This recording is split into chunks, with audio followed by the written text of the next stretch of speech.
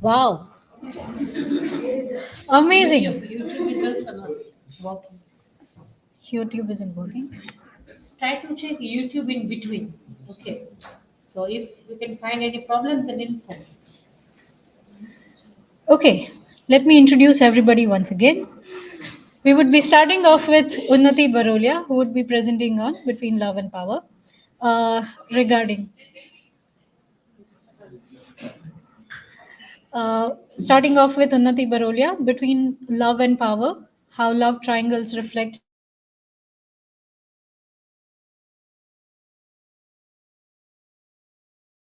in Curse of Karna, RIYA BHATT Alchemy of the Mind, Transforming Through Influence in the Home and the World. Rahul Desai, presenting on Nationalism versus Patriotism in Home and the World. PRIYANSHIBA GOHIL, presenting on Beyond the Home, Bimala's journey from domesticity to nationalist ideals in the home and the world. PALLAVI PARMAR, presenting on Boundaries and Beyond, Multifaceted Symbolism and of the Lakshman Rekha. KUSUM SARAVAIYA, Comparative Analysis of Torudat's Lakshman and Sita Kanchuli, if my pronunciation is correct. KHUSHI Rathod, Divine Feminine Power in Savitri, Savitri as an avatar of Shakti. Jai Solanki would be presenting on the role of the supernatural in Tagore's Home and the World. Jai Marunia would be presenting on Toru Dutt's approach to Indian myths, bridging faith, culture, and identity. Jatin Varu would be presenting on Voices of Empire, rise of the Indian English literature before independence. Himali Parmar would be presenting on Rabindranath Tagore's The Home and the World. Nationalism, Religion, and Contemporary Relevance. Divya Jadhav would be presenting on The Home and the World, a study of political dimensions. And finally, Asha Rathod would be presenting on The Home and the World in Mansfield Park and Ghare Baire. The stage is now open for Unnati Baroliya.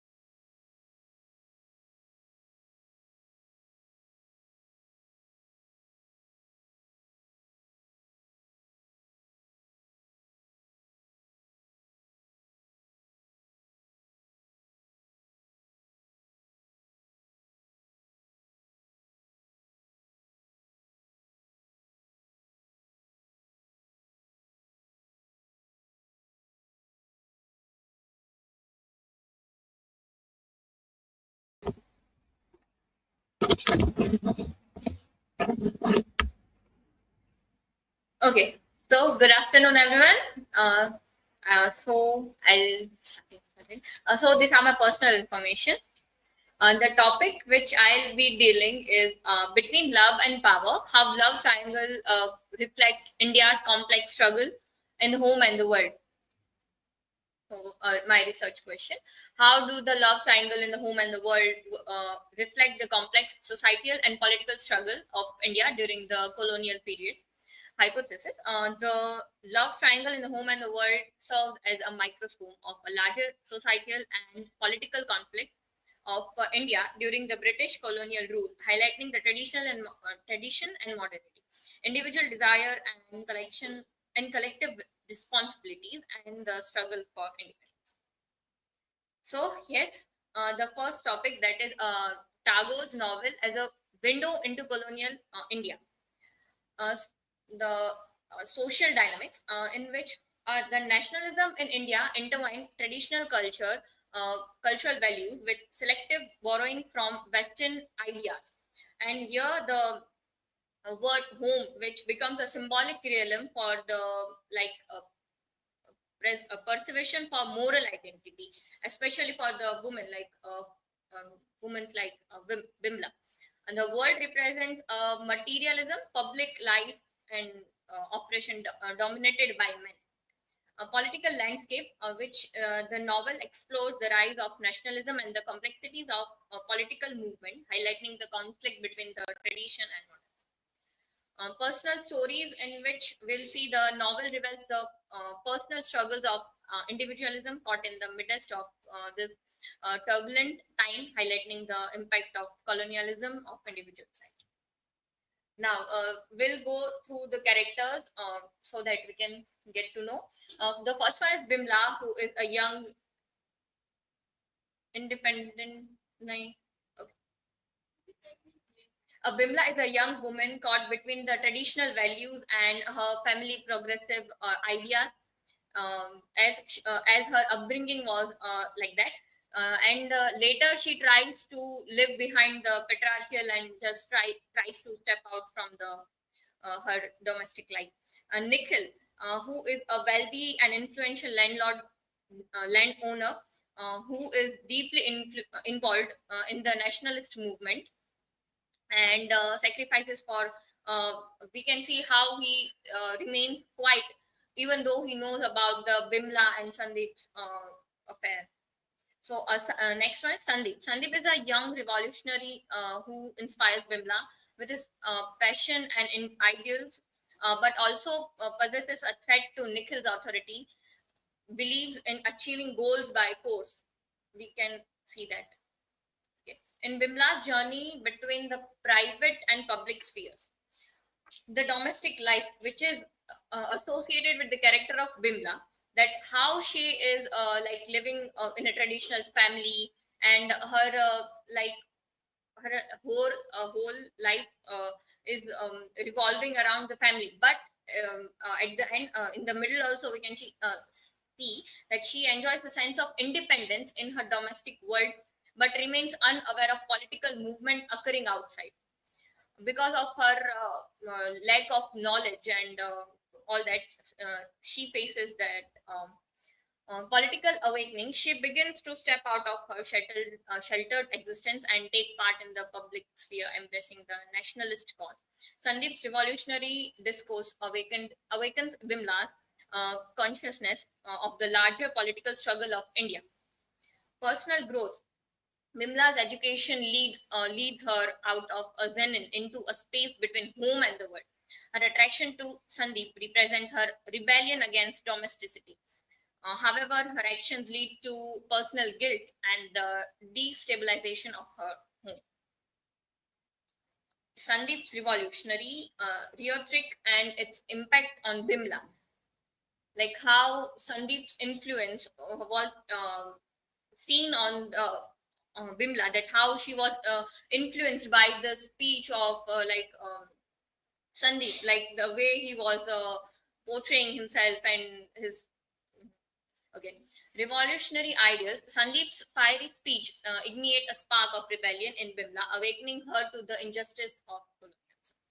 Personal transformation in Bimla, we can see that how she is questioning the societal expectations, where she was her upbringing was almost different, but when she heard from the Sandeep about the political issues which were going outside, and due to her lack of knowledge, she faces the struggle. Love and politics. Bimla's feeling of love are increasingly influenced by her involvement in politics. Her emotional conflict reflects the tension between personal loyalty and political ideals. Her love for Sandeep leads her to take actions that conflict with her loyalty to Nikhil. The power dynamics at play in the love triangle. Yes, we can see this triangle over here as Nikhil as a character who is much more traditional and emotional compared to Sandeep. The Sandeep who is the one who wants to like gain power anyhow. He has no ethics, we can say. And Bimla, who is caught in the middle, unaware about the proper, we can say, truth, and still she wants to, she decides, because over here we can see that how lack of knowledge, lack of education can create a great disaster, like Bimla's confusion and emotional conflict in the internal conflict of Bimla, like how due to the her choice of supporting Sandeep leads her to the like risk her marriage. Tagore's insight into the personal and political in colonial India.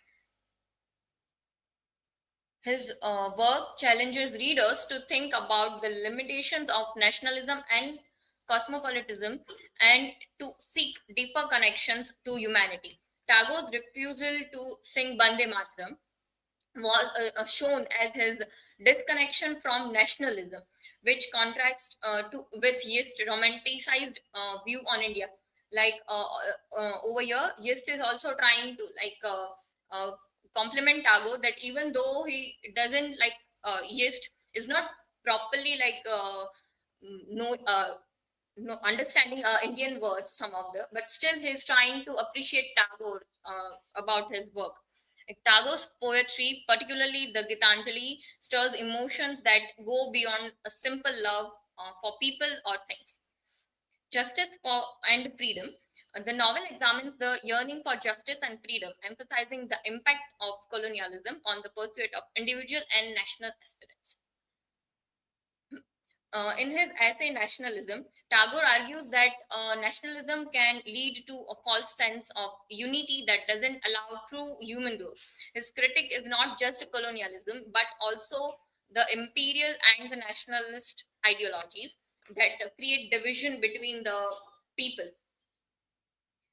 Change and transformation. Tagore was deeply affected by the global turmoil of his time, particularly after World War One. And the Tagore's desire for change is not simply about avoiding loss, but about seeing destruction as a potential for renewal. Tagore's writing captures the complex dynamics of change and transformation, exploring the challenges and possibilities of navigating a changing world. So, conclusion. The triangle ultimately highlights the tension between the personal desire and political ideals. Bimla's attraction to the Sandeep stems from his fervor and intensity, which stand in stark contrast to Nikhil's calm and intellectual approach. However, over time, she comes to realize the destructive nature of Sandeep's influence, especially when he argues her to abandon her domestic life for a moral radical external cause.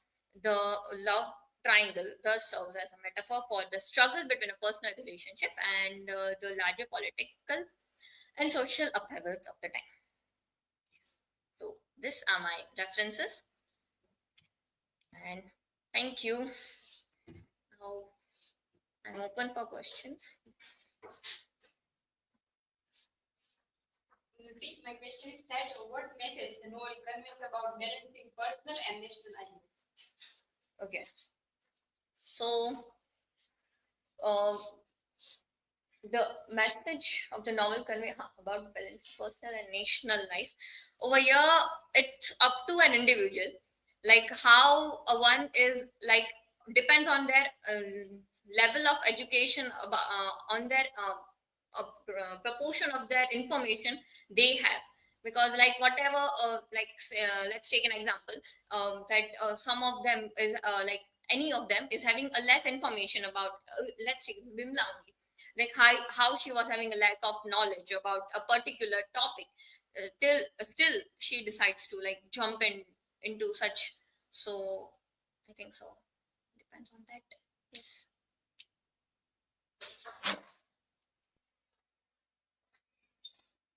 My question is that how does the love triangle reflect India's struggles? Okay. The As I mentioned, and repeating it, that Nikhil is the one who is a traditional one, the Sandeep who is a modern bit, and Bimla the one who is like unaware about the struggle or whatever is ongoing outside the world.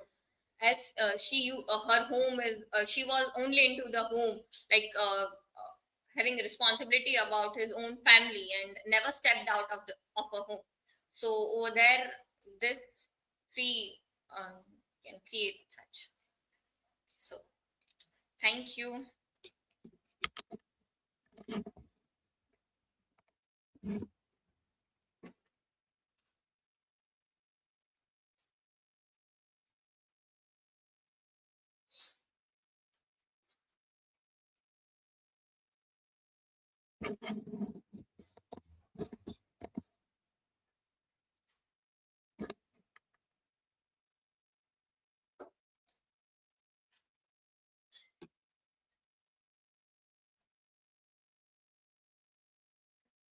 Hello everyone, my topic is the subaltern hero, Karna's identity and social inequality in the curse or Karna.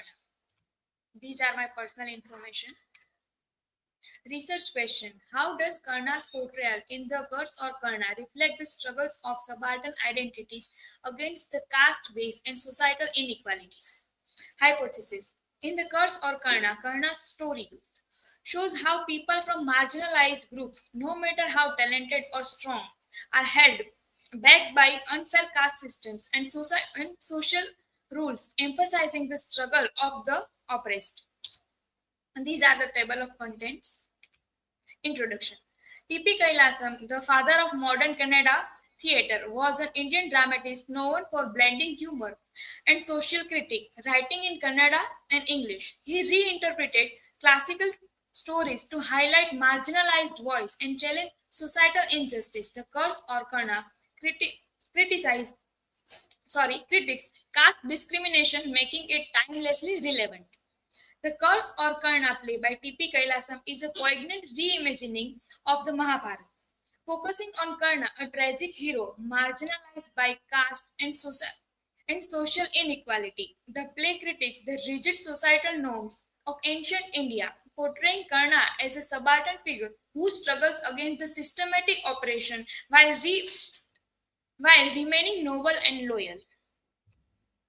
Subaltern theory. What is subaltern theory? Subaltern theory explored the voices of marginalized groups excluded from dominant power structures, especially in colonial and post-colonial contexts. It questions whether these oppressed groups can truly speak or represent themselves, given historical silencing the power and imbalances. Gayatri Spivak explores the concept of the subaltern in the context of colonialism, arguing that the voices of the oppressed are systematically erased by colonial power structures. Spivak questioned whether the subaltern can truly speak since their experiences are distorted and erased by colonial narratives. The Curse or Karna present a deep and complex narrative of resistance, identity, and oppression. Karna's life as a subaltern hero highlights issues of caste, class, and social injustice, making his story a timeless critique of societal structures. The Curse or Karna. In the play, Act 1, Karna leaves the ashram. In the play, Act 1, we can see that the Parshuram gave Karna a shrap at the curse was that the Karna will forget his all powers and or his skill while he needed that power. In Act 2, competition at Hastinapur, the Royal Stadium. In the competition, Karna was not able to participate in the competition because of his caste. In Act 3, Draupadi Swayamvar, because of Karna's caste, Draupadi did not accept that I will not marry a Sudputra. In Act 4, Chirharan, Karna tried to save Draupadi and falls in the arm of Bhimsena. In Act 5, Battlefield of Kurukshetra, Karna's encounter with Kunti and Arjun and Karna's fight, and it led to the death. In the Act 5, the Karna sacrifices his life. He just gave his kavach and kundal and died. Karna as a subaltern hero. Subalternity and marginalization. Subaltern studies highlight excluded voices. Karna as a charioteer's son is denied his rightful place in the Kshatriya hierarchy, exposing caste and class inequalities. Agency denied by dominant discourses. Karna's agency is framed by dominant narratives like his loyalty to Duryodhana, seen as an ambition. Parshurama's curse suppress his challenge to elite power. Elite historiography versus subaltern perspectives. Elite narrative distort subaltern action. Karna's struggle are reframed by Pandava and Krishna narratives to maintain hegemony. The curse as a discourse of control. The curse neutralized Karna's potential to disrupt caste hierarchies, rendering him powerless at key moments. Continue. The inaccessibility of subaltern voice. As Gayatri Spivak says, can the subaltern speak? Karna's story is shaped by elite perspectives, often silencing his true voice and highlighting the challenge of accessing subaltern viewpoints. Critique of class and caste structures. Subaltern studies critiques colonial narratives, paralleling Karna's story, which exposed the flaws in the caste system that prioritized birth over merit, shedding light on systematic oppression. Karna's death as a subaltern resistance. Karna's death symbolizes the subaltern's resistance to the dominated order, showing how challenges to power are ultimately suppressed, preventing him from escaping his marginalized position. Critical perspective. Subaltern resistance. Karna embodies the voice of marginalized, challenging caste-based hierarchies and systematic injustice. Caste and gender oppression. Kunti's abandonment and Draupadi's rejection highlight the dual impact of caste and patriarchal control. Myth as a critic. Retelling like The Curse or Karna use mythology to analyze and critique historical and societal inequalities. Heroism versus social bias. Karna's valor and integrity are overshadowed by societal prejudices, emphasizing the need to reevaluate traditional norms. Relevance today. Karna's struggle resonant with contemporary fights against casteism, classism, and inequality, urging systematic change. Conclusion. Karna's story in The Curse or Karna highlights the deep injustice faced by marginalized group in society. Despite his exceptional skill and strength, he is held back rigid caste system and societal prejudice. Karna's journey reflects the struggle of the subaltern, showing that determination and fight for respect, even in the face of constant exclusion. His life is a powerful reminder of the need to challenge inequality and create a society where talent and worth are not determined by birth but by actions and abilities. These are my references. Thank you. Now, if you have any question, you can ask me.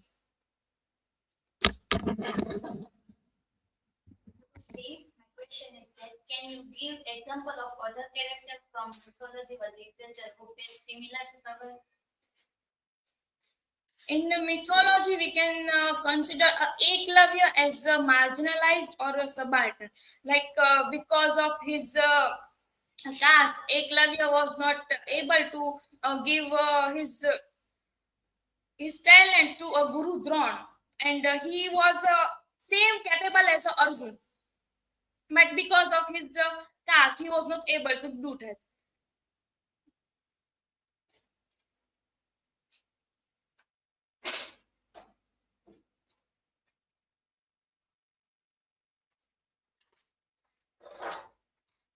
So, Trupti, how does Karna's life show how people with great talent can still face unfair treatment because of their background? in Karna's life, in the whole life, he faces inequality, and because of his caste, he faces many problems. In Draupadi's Swayamvar, he was not able to participate in this because of he considered as a Sudputra. In the battlefield of Kurukshetra, he was not able to give a justice. Also, we can see in the Parshuram's curse, while he needed that power, he just, because of the curse of Parshurama, he forget his all powers and his skill. That's it from my side. Thank you.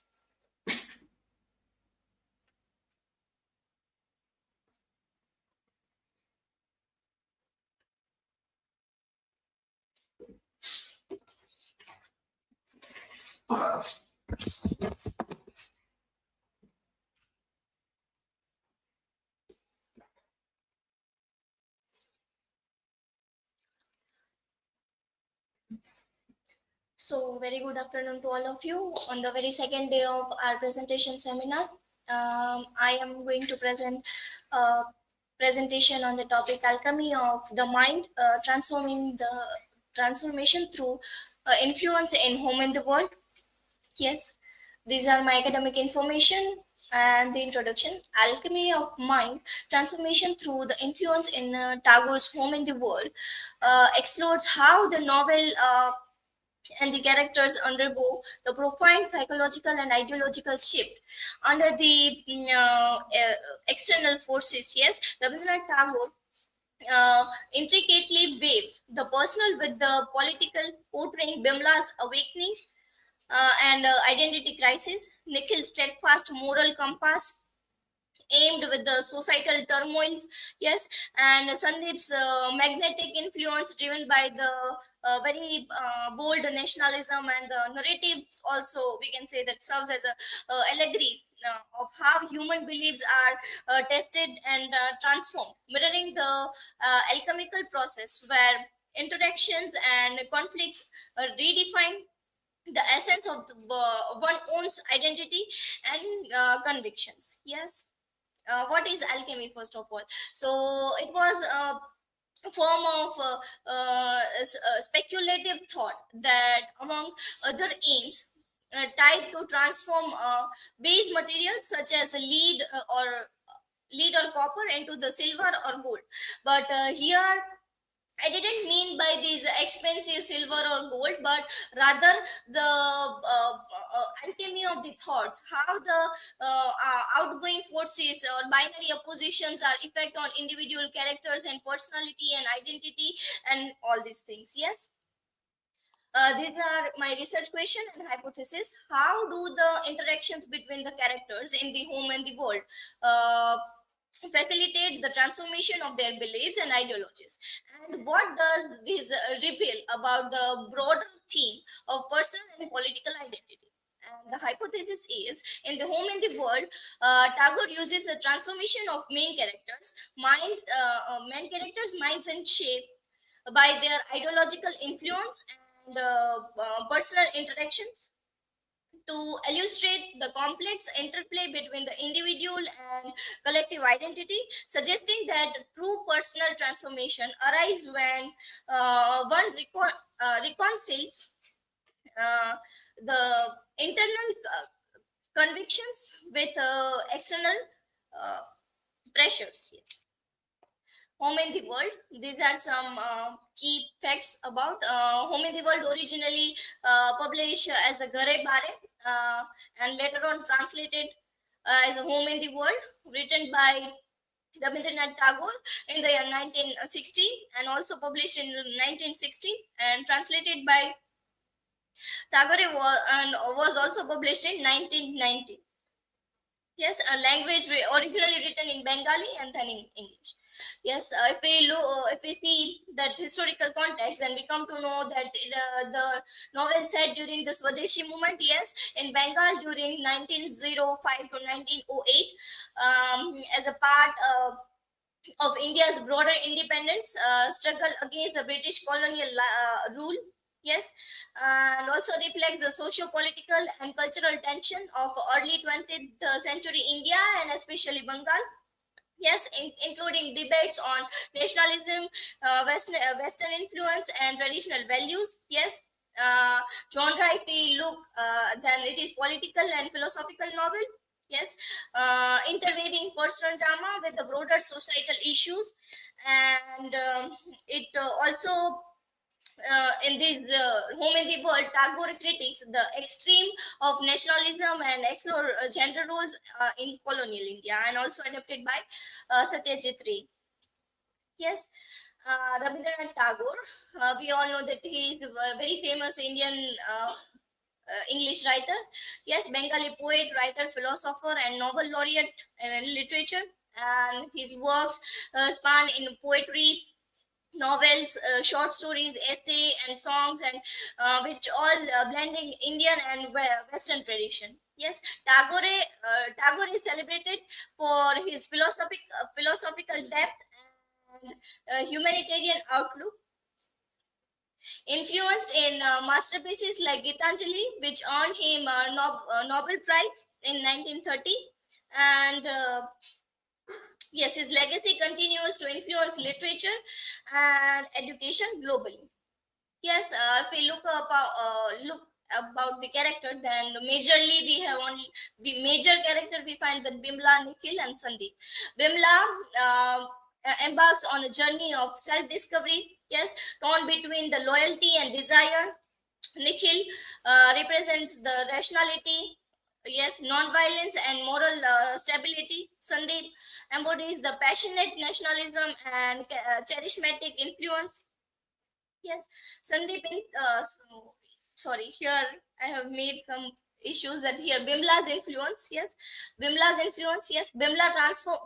transformation in Home in the World reflects her journey from devoted, Bardha bound wife to conflicted, self aware individual, mirroring Bengal's struggle with identity during Swadeshi movement, yes. uh, Initial state, if we find, then Bimla is a traditional wife devoted to Nikhil, yes, who encourage her to embrace independence and education. But if we look the initial part of the novel, then we come to know that she is influenced by the Sandeep Babu, who is very known as a Swadeshi movement leader, and which draws her into the nationalist movement and awakens her to the world beyond her domestic life. Torn between the Sandeep's charisma and Nikhil's morality, she faces an inner conflict. Yes, her loyalty to Nikhil clashes with her political awakening. Yes, and Sandeep's influence leads her to decisions, and then later she regrets for her. And if we look about this outcome, then it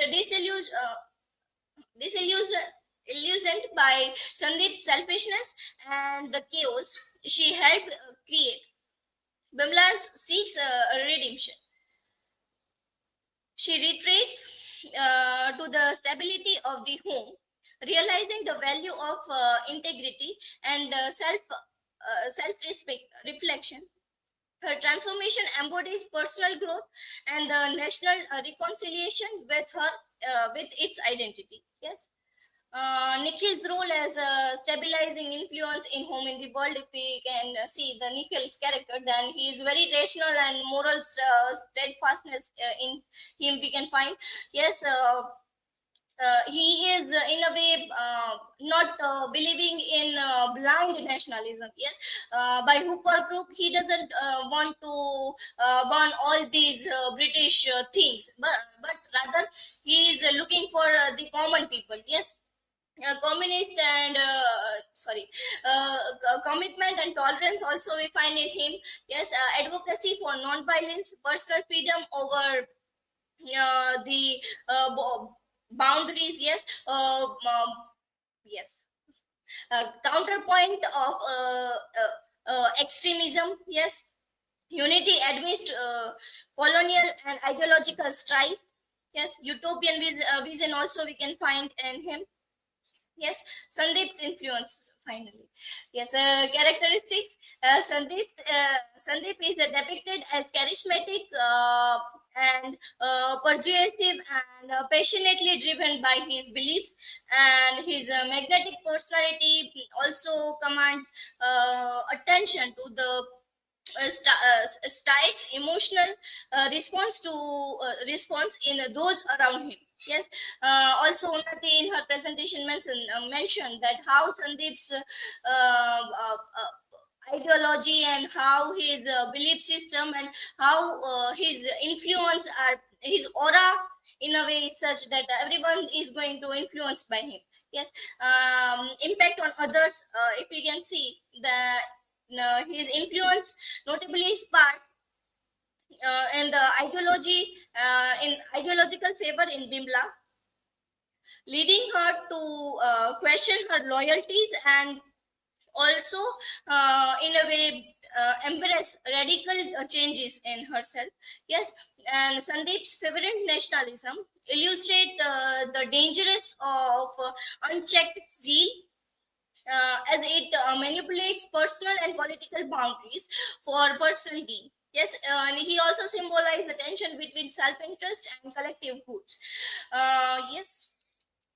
So if we look the original lines, then we come to know that the dialogue of Bimla, how she influenced by the Sandeep Babu.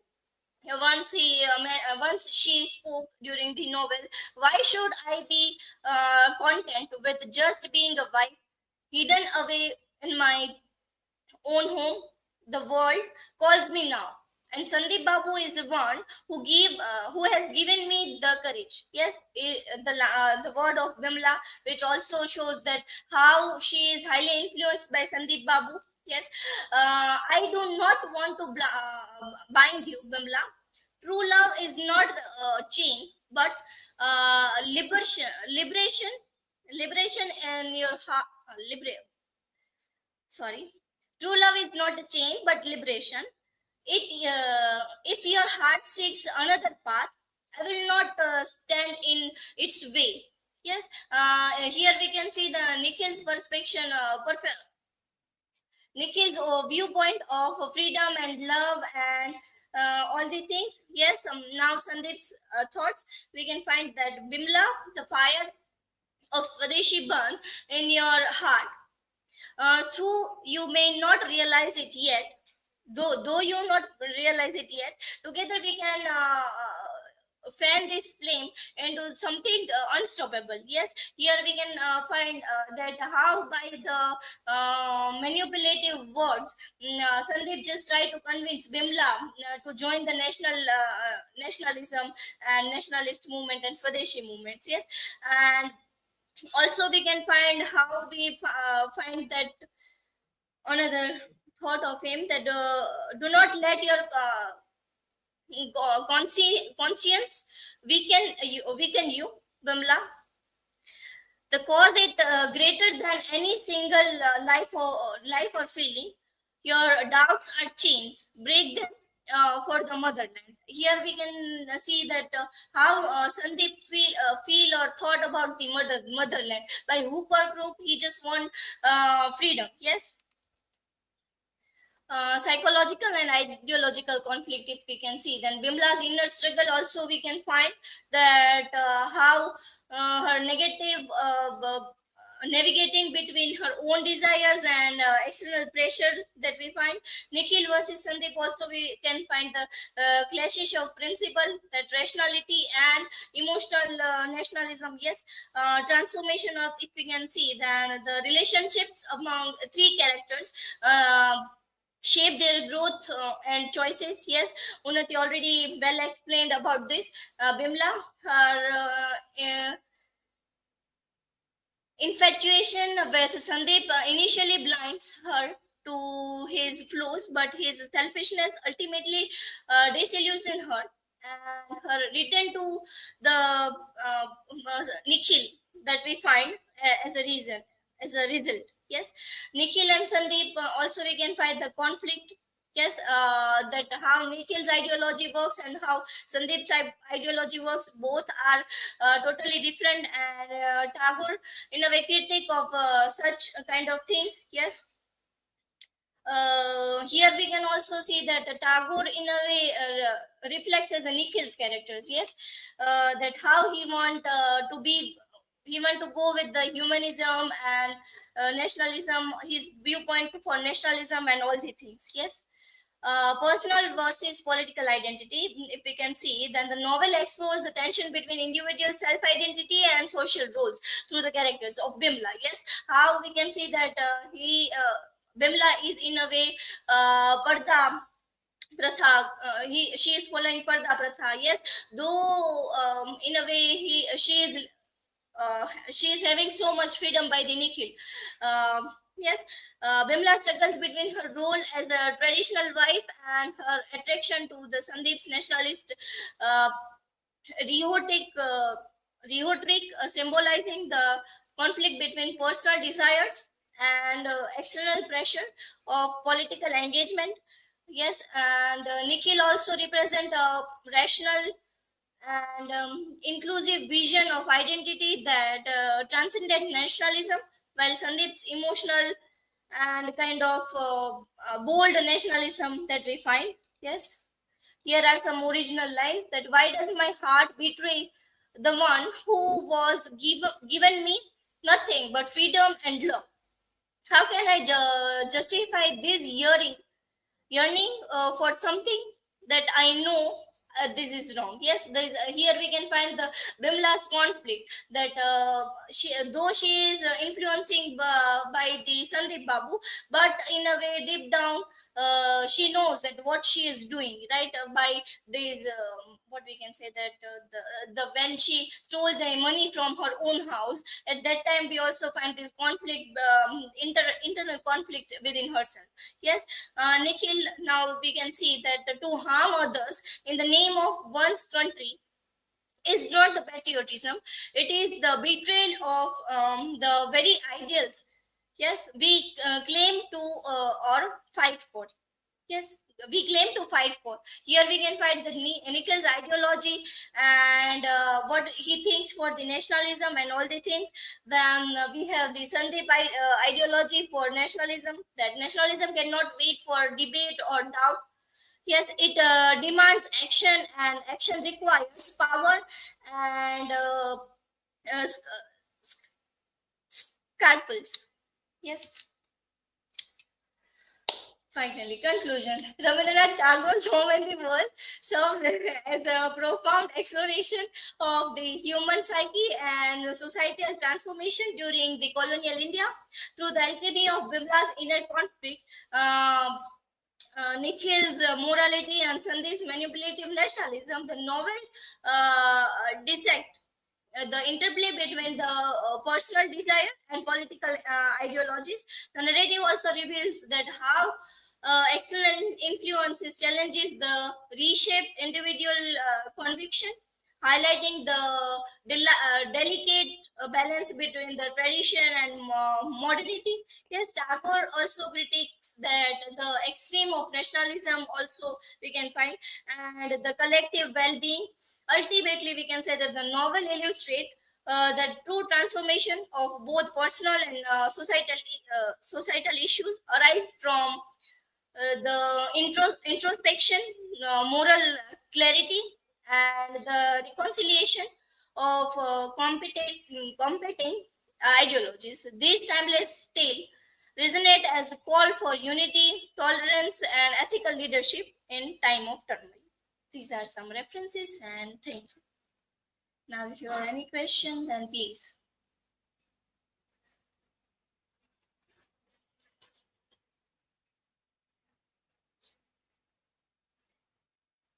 Riya, my question is, how does Sandeep's rhetoric appeal to Bimla's emotion and ideals, even when his intention are questionable? Yes, we can see that the Sandeep's how the how he chose the words for convincing Bimala. Yes, if we can see that in the starting phase when Sandeep Babu arrives, at that time how Sandeep Babu praised Bimala's characters, and how she beautifully looks alike, and how in a way first of all she praised her and then convinced her to join a kind of nationalist movement. And then after in a way he knows about the Bimla's character, and when he is well known about this character, and then after he is trying to convince Bimla. So in a way, this is how the Bimla's emotions and ideals are in a way changed his mind and heart to follow Sandeep Babu. Though Nikhil is well supportive and all these facilities are given to her. So this is.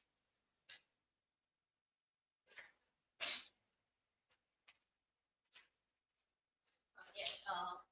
Riya, how does Bimla's initial admiration for Sandeep reflect her own desire for liberation and a new identity? Yes, we can see that say that Bimla's initial admiration also we can find that as we all know that she is well in a way living in well educated and well known family, and she in a way is having very good facility, but though she in a way so we can say crave for the freedom and nationalism and all the things, she wants to go out from her own what we can say the domesticated kind of house.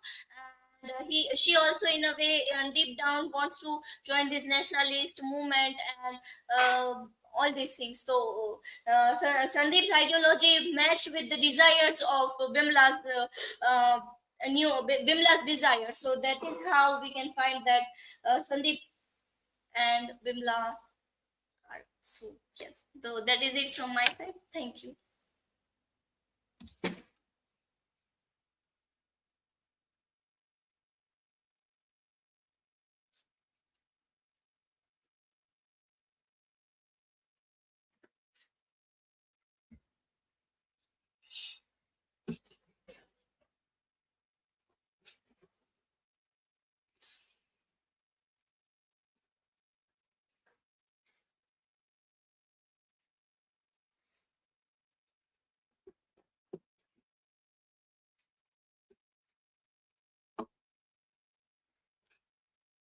So, hello everyone, my name is Rahul Desai, and today I am presenting my presentation on the topic of nationalism versus patriotism in home and the world, Tagore's perspective on the Swadeshi movement.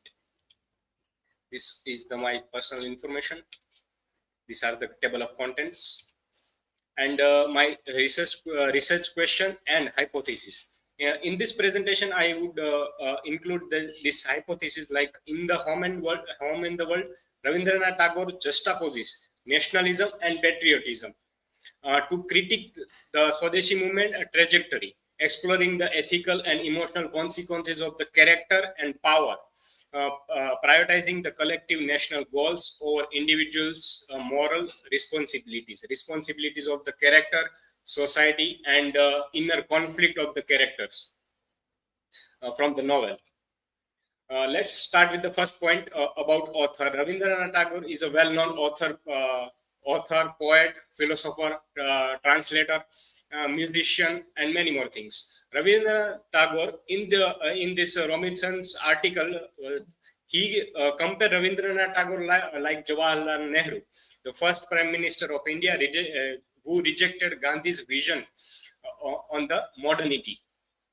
From an early age, about the famous work by the Tagore, like Gitanjali, The Home and the World, Kabuliwala, The Postmaster, and many more. Tagore, in his works, explored the themes like love, nature, responsibilities, consequences of characters, home duties, human relationships, and complexity of lives, and many more things. In introduction of the Home and the World novel, the Home and the World novel written by Rabindranath Tagore. In this novel, we can find the topic of nationalist topic, it is related to Swadeshi movement, which was popular in that era. There are three characters of this in this novel, like Nikhil, Bimala, and Sandeep, and other minor characters are also there. Then the novel tells about how Bimala and Nikhil have so many different views of gender, relationship between husband and wife, education, freedom, and national identities. The novel circling around the issue of home versus the world, tradition versus the modernity, and created by the nationalism to accept tradition and modernity, home and the world together. Then let's move to the Swadeshi movement. Such as allegorical reading are possible for the obvious reason. The novel is set at the time of Swadeshi movement, which emerged as the radically nationalist response to the act of partition, Bengal partitions, engineered by the British colonial administration at a time when Bande Matram slogan was very, very popular, had become a much used rallying cry among the nationalists. After some time, Bande Matram, the slogan, became the war cry. The Swadeshi movement as a claiming the superiority of the Indian economics, politics, power, and arts, while the moderates wanted to dedicate themselves to the social form. Yes, Tagore also argued that the radicalism of nationalist self-reliance based on the principle of boycott. Tagore also reject or refuse the goods of foreign goods. The central idea of the Swadeshi movement, the uprooted students and tempered them away from their career before any real provision was made. Then nationalism versus patriotism, defining the concept. Patriotism is the love for the country and our culture. Patriotism always show that the love for country, culture, and truth.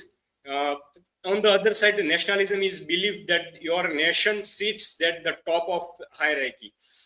For the people or for the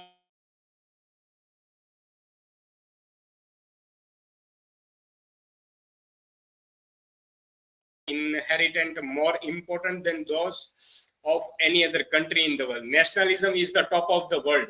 Nothing anymore. Nothing anymore. Like truth, love for your country, love for your culture, and many more. Tagore also believed this concept could lead to different outcomes for society. This concept, nationalism versus patriotism, both are the different concept, and this different concept also lead through his own perspective, own thought, and own thinking process. Let's see about the Nikhil's view of patriotism. Nikhil always believe in truth. Nikhil also follow the peace, want the peace, and also peace and truth. Nikhil is unknown for true patriotism. In this novel, we can observe that the Nikhil follow the truth and peace. He stands for the truth, then force, reason, then emotion, idealism, then opportunism. He believes human value. He always believe in human value, and then power values. Very famous line he said by him, to worship my country as a god is to bring curse upon it. His work is on the top. Nikhil believe in work, hard work, and he believe in truth. He always follow their ideas, follow their thoughts, and he never follow the other paths, like a political or an influential path. He believes in equality in love. He seeks social freedom, then political freedom. To Nikhil, the purpose of religion is to maintain peace and harmony. On the other side, Sandeep as a symbol of nationalism. In this novel, we can identify the Sandeep as a nationalism influencer. Sandeep represents the aggressive nationalism rather than the ethical or human grounds. Sandeep's in this novel, we can find the Sandeep's influential speech Sandeep's speech influenced to the people and society to the Swadeshi movement. And this Sandeep also reject the foreign goods in this novel and always follow the path of his Swadeshi movement and follow the path of his national ideas. Sandeep considered Nikhil to be metaphor, monger, and weak because he will not resort to force. Sandeep, Nikhil. On the other side, Nikhil can't follow the and don't want to follow the Sandeep's Sandeep's path to reject the foreign goods or anything. Don't want to follow the Sandeep's thoughts, Sandeep's critical ideas, and many more things. Through the character of Sandeep, Tagore openly criticized the extremist nationalists of the then Swadeshi movement. The lapse of the Sandeep represent the lapses of Swadeshi leaders. In which we can find also the Bimala's inner conflict. Bimala's identity, we can find the Bimala's identity somewhere lost in between them, Nikhil and Sandeep. Bimala forget her individual identity and she identifies herself as a sole representative of Bengal womanhood. Bimala stands between the two, fascinated by Sandeep and married to Nikhil. Bimala's delusion of being Shakti of motherland is clearly exploited by the uncrupples Sandeep, who through clever flattery lays a snare for her mind and body. Bimala can't find herself or can't put her own thoughts, ideas to anyone, to front of anyone, Sandeep or Nikhil. Then Bimala's outlook on life and society.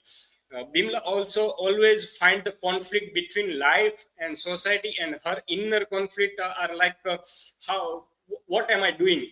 What am I doing? Like that.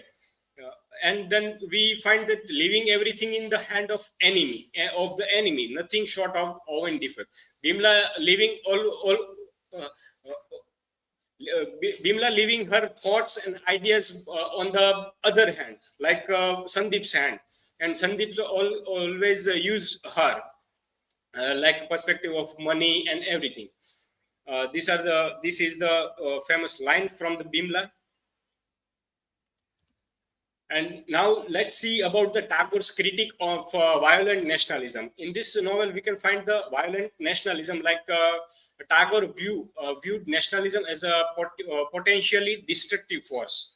He felt that extreme nationalism could promote divisions and hatred. This nationalism always spread by the promote divisions of people and society, and always divisions of hatred. Tagore adopted allegory to shape his narrative because it allowed him to illustrate in didactic as well as in a scenic manner the idea of nationalism, particularly at a historical conjuncture of Bengal and India. Tagore skillfully employs the iconography of Hinduism to make this point explicit by the representing Bimala within the context of the obvious female Hindu role model specially. And this very famous line from the article, clad in the Ethan red sari with a broad blood cell border. Patriotism as a moral responsibility. In this novel, we can find the patriotism immersed as a complex and multifaceted issues. It could be read as an allegory on the failure of Indian nationalism to accept tradition and modernity, home and the world concurrently. Instead, encouraging the divisions, emotive nationalism, he contended that true patriotism should create togetherness and ethical advancement by the balancing respect for the tradition and the openness to current ideas. Same like Nikhil. Nikhil believe in that. Nikhil always believe in that togetherness, ethical ideas, peace, and new thoughts. He argues against the concept of the nation and the ideological of patriotism in the Home and the World novel, in the debate with Gandhi, and in letters to a friend. In conclusion, in this novel, Tagore demonstrates how nationalism, founded on exclusion and violence, damage of the country and its citizens, whereas true patriotism strengthens society by the togetherness and moral principles. His writing advocate for a well-rounded strategy that honors customs while yet welcoming constructive change and inclusivity. These are the works cited, and thank you. Now time for the questions. You can ask me questions.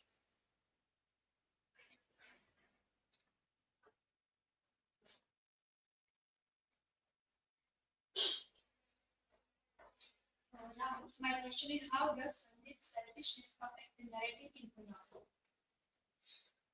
Yes, Sandeep's selfishness also creates the conflict in this novel by manipulating the Bimala's feeling and Swadeshi movement.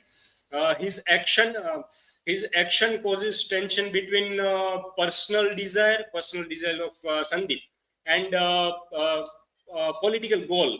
What is the political goal? Is also raised the question about the Sandeep, and he showing that the self-interest and national movement how harm to the relationships and character's goal in this novel. So thank you. This is for my side.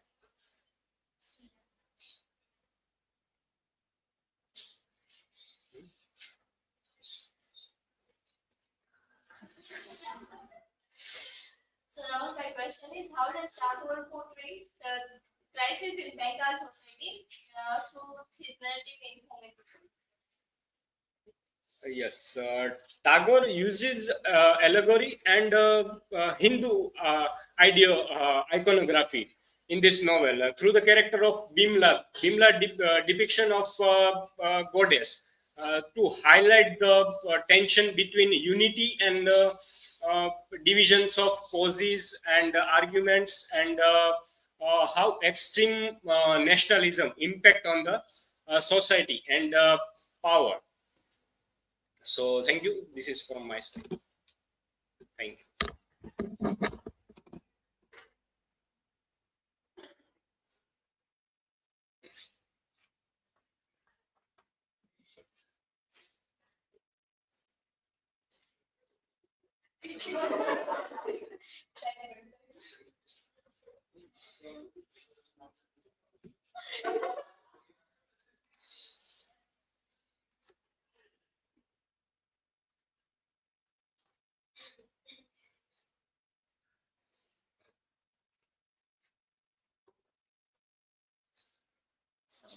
Hello everyone, I'm Priyanshi, and today I'm giving presentation on Beyond the Home, Bimala's journey from domesticity to nationalist ideals in the home and the world.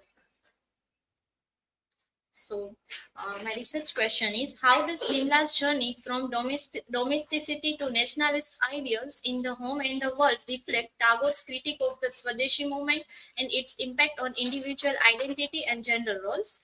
Hypothesis: Bimala's transformation from a devoted homemaker to a symbol of nationalist fervor reveals the tension between personal identity and political ideology, demonstrating that the Swadeshi movement disrupt traditional gender roles, but ultimately reinforced Tagore's critique of its destructive and device nature. These are my personal information. So first, introduction.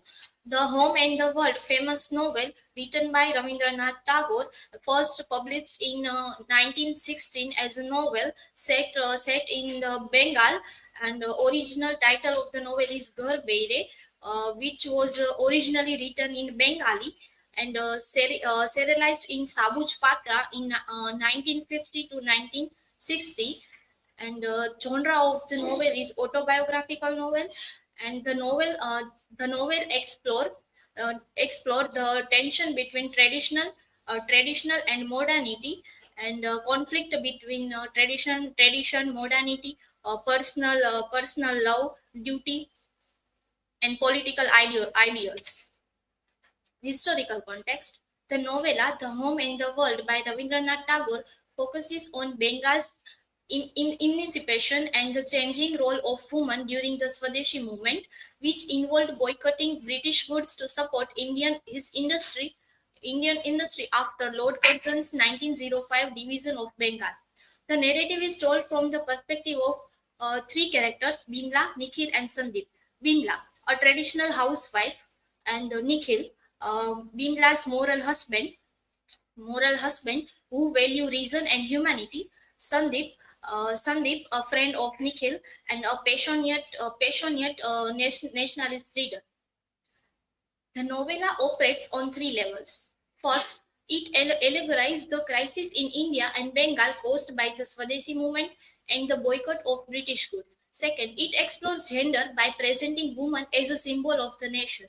Third, it adopts a poetical and philosophical tone to express Tagore's understanding of nationalism in India and Bengal. So, symbolism of the zenana. The zenana, the private space within a household reserved for women, symbolize the traditional role and confinement of women in society. For Bimala, the zenana represent her world of domestic duties, where she is seen as the ideal, devoted wife, rooted in tradition and protected from the outside world. The zenana also reflect the restriction placed on her, limiting her freedom and agency. As Bimala begins to engage with Sandeep's nationalist ideals and step into the world beyond her home, the zenana becomes a symbol of the boundaries she must break to explore her identity. Bimala's domestic life. Bimala is initially depicted as a traditional wife, deeply entrenched in the custom and expectation of her time. Raised in a conservative upper-class Hindu household, Bimala's life is confined to the domestic sphere, adhering to the practice of parda, which symbolize her seculation and traditional role. Bimala is introduced as a devoted wife who finds her identity with the confines of her home and through her relationship with her husband Nikhil. As Bimala says, I was sent to the realm of the outside world, that world which for me was a world of outsider, the world of my husband. Emblematic of the idealized feminine virtue celebrated in the era's social and cultural framework. In this picture, we can see that Bimala's sister-in-law in white sari, and she didn't wear any jewelry, and her bindi also didn't find, and currently she is defined as a widow woman. And on the other side, a servant braids Bimala's long hair. She sits before a mirror. This scene is taken from the film Ghar Beire. Nikhil's influence on Bimala's perception of her identity. From the very beginning of the novel, Nikhil tries to shape Bimala as his new woman. He wants her to leave Parda, to arrive in the outside world, to know herself. Nikhil desires her to love him not out of custom but by choice, rejecting traditional male orthodoxy. He opposes her worshipping him by touching his fate, as it symbolizes woman's confinement, living in a small world, not letting them know their real needs. Instead, he aspires for her freedom, independence, and education. He frames her as a Shakti, the feminine life force of creation and destruction, likening her to Hindu goddess Durga and Kali, tied to Bengal's devotional nationalism, clad in the eternal red sari with a broad blood cell border. Sandeep's influence on Bimala's perception of her identity. Sandeep, a master manipulator and ideological acrobat, influenced Bimala by rejecting traditional morals and glorifying passion, illusion, and destruction. He awakes her sense of power, convincing her to see herself as the goddess incarnate and his queen bee. Sandeep declares, "You are the queen bee of our hive, and we the workers shall rally around you. You shall be our center our inspiration. This flattery shifts her focuses from domestic duties to Sandeep's goals, as she believes she is advising him. Behind Sandeep Babu was the plain common sense of woman. Bimala's personal attraction to Sandeep feeds and sustains her commitment to his cause, and only late in the novel, when she has been driven to betray and abandon her husband, does she stop to reflect on what Sandeep's true representation. Then Sandeep called Bimala Shakti of the motherland. Shakti in the general sense refers both to personal inner strength and the public strength of the nation. In this latter sense, it is also associated with all-powerful mother goddess Kali, in Bengal called Durga, the formidable goddess of creation and destruction. The mostly Muslim tradition of cloistering and wheeling wives was a common phenomenon at many levels of Indian society, both Muslim and Hindu. During this period, one of the results of the more progressive social and political movement at this time was to bring women out of the parda. Just as the goddess Durga is unveiled and carried in procession during the fall celebration of Durga Puja in Bengal. Symbolism of the home and the world. Home represented the private sphere of family, personal life, tradition, and familiar. World represented society, political, new ideas, and unfamiliar. According to Chatterjee, the world is the external, the domain of the material. The home represented our inner spiritual self, our true identity. The world is the treacherous terrain of this pursuit of material interest, where practical consideration regains supremacy. It is also typically the domain of the male. The home in its essence must remain unaffected by the profane activities of the material world, and woman is in its representation. Initially, Bimala's life is confined to the traditional woman's quota, parda, representing the home.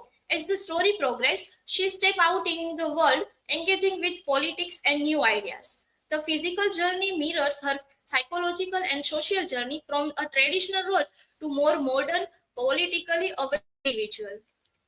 Nationalism in the home and the world.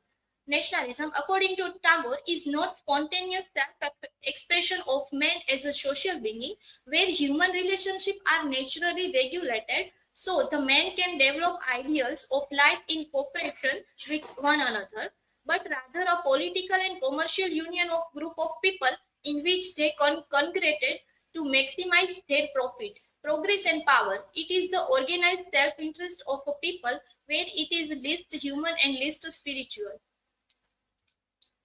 So in the novel, through Nikhil and Sandeep character, we can find the theme of nationalism, but their perspective and principles both are the different.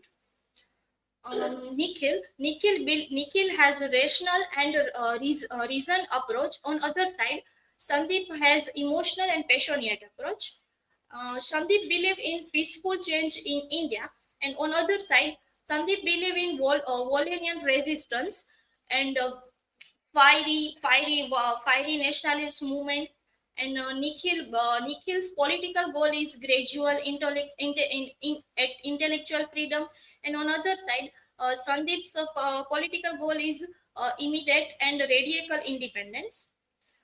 Nikhil believes in equality, freedom. These are his social beliefs. Sandeep emphasizes sacrifice through unity. Nikhil sees woman as an intellectual person, and on other side, Sandeep sees woman as uses woman to for his personal use, and use woman to only for his rally and the nation. Methodology. Nikhil believe in non-violence and integrity of methodology, and on other side, Sandeep believe in violence, manipulation, and emotions. These are the his methodology. Nikhil seems as a thoughtful character who values reason, who values reason and humanity. On the other side, Sandeep seems as a charismatic and fiery leader, and Nikhil's relationship with Bimala and Sandeep relationship with Bimala, both are the different, because Sandeep Sandeep's relationship with Bimala appealed to her nationalism and because of her passion. So, conclusion. In Rabindranath Tagore's The Home and the World, Bimala epitomizes colonial India's evolving identity, reflecting the nation's struggle between tradition and modernity. Her journey underscores the unresolved tension between domestic responsibility and political activism, highlighting the complexities of balancing personal and national duties. Tagore's nuanced portrayal of Bimala captures the essence of women navigating competing ideologies, embodying the conflict between her traditional role and the allure of nationalist favor. These intricate depictions offer a profound commentary on the border societal transformation in colonial India. These are my references. Thank you. If you have any question, then feel free to ask.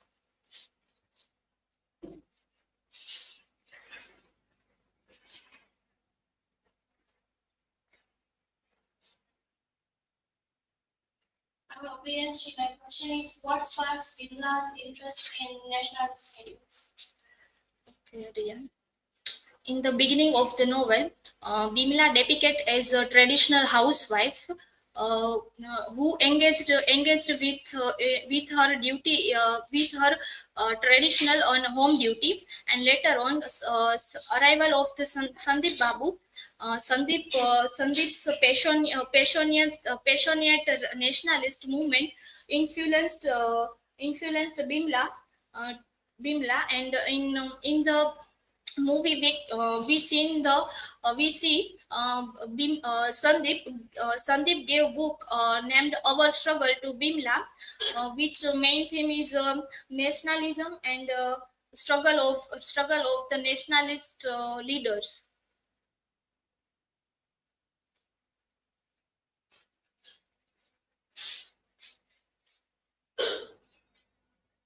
My question is, as per your own observation, what is the significance of Bimala's journey in the novel? Bimala's journey highlights the tension and conflict between tradition and modernity and personal love and duties. In the beginning of the novel, we can see that Bimala depicted as a traditional housewife, and when novel process and the arrival of the Sandeep Babu, and Sandeep influenced Bimala to leave custom and household duties and join a nationalist movement with her, and it motivates her to give a transformation journey.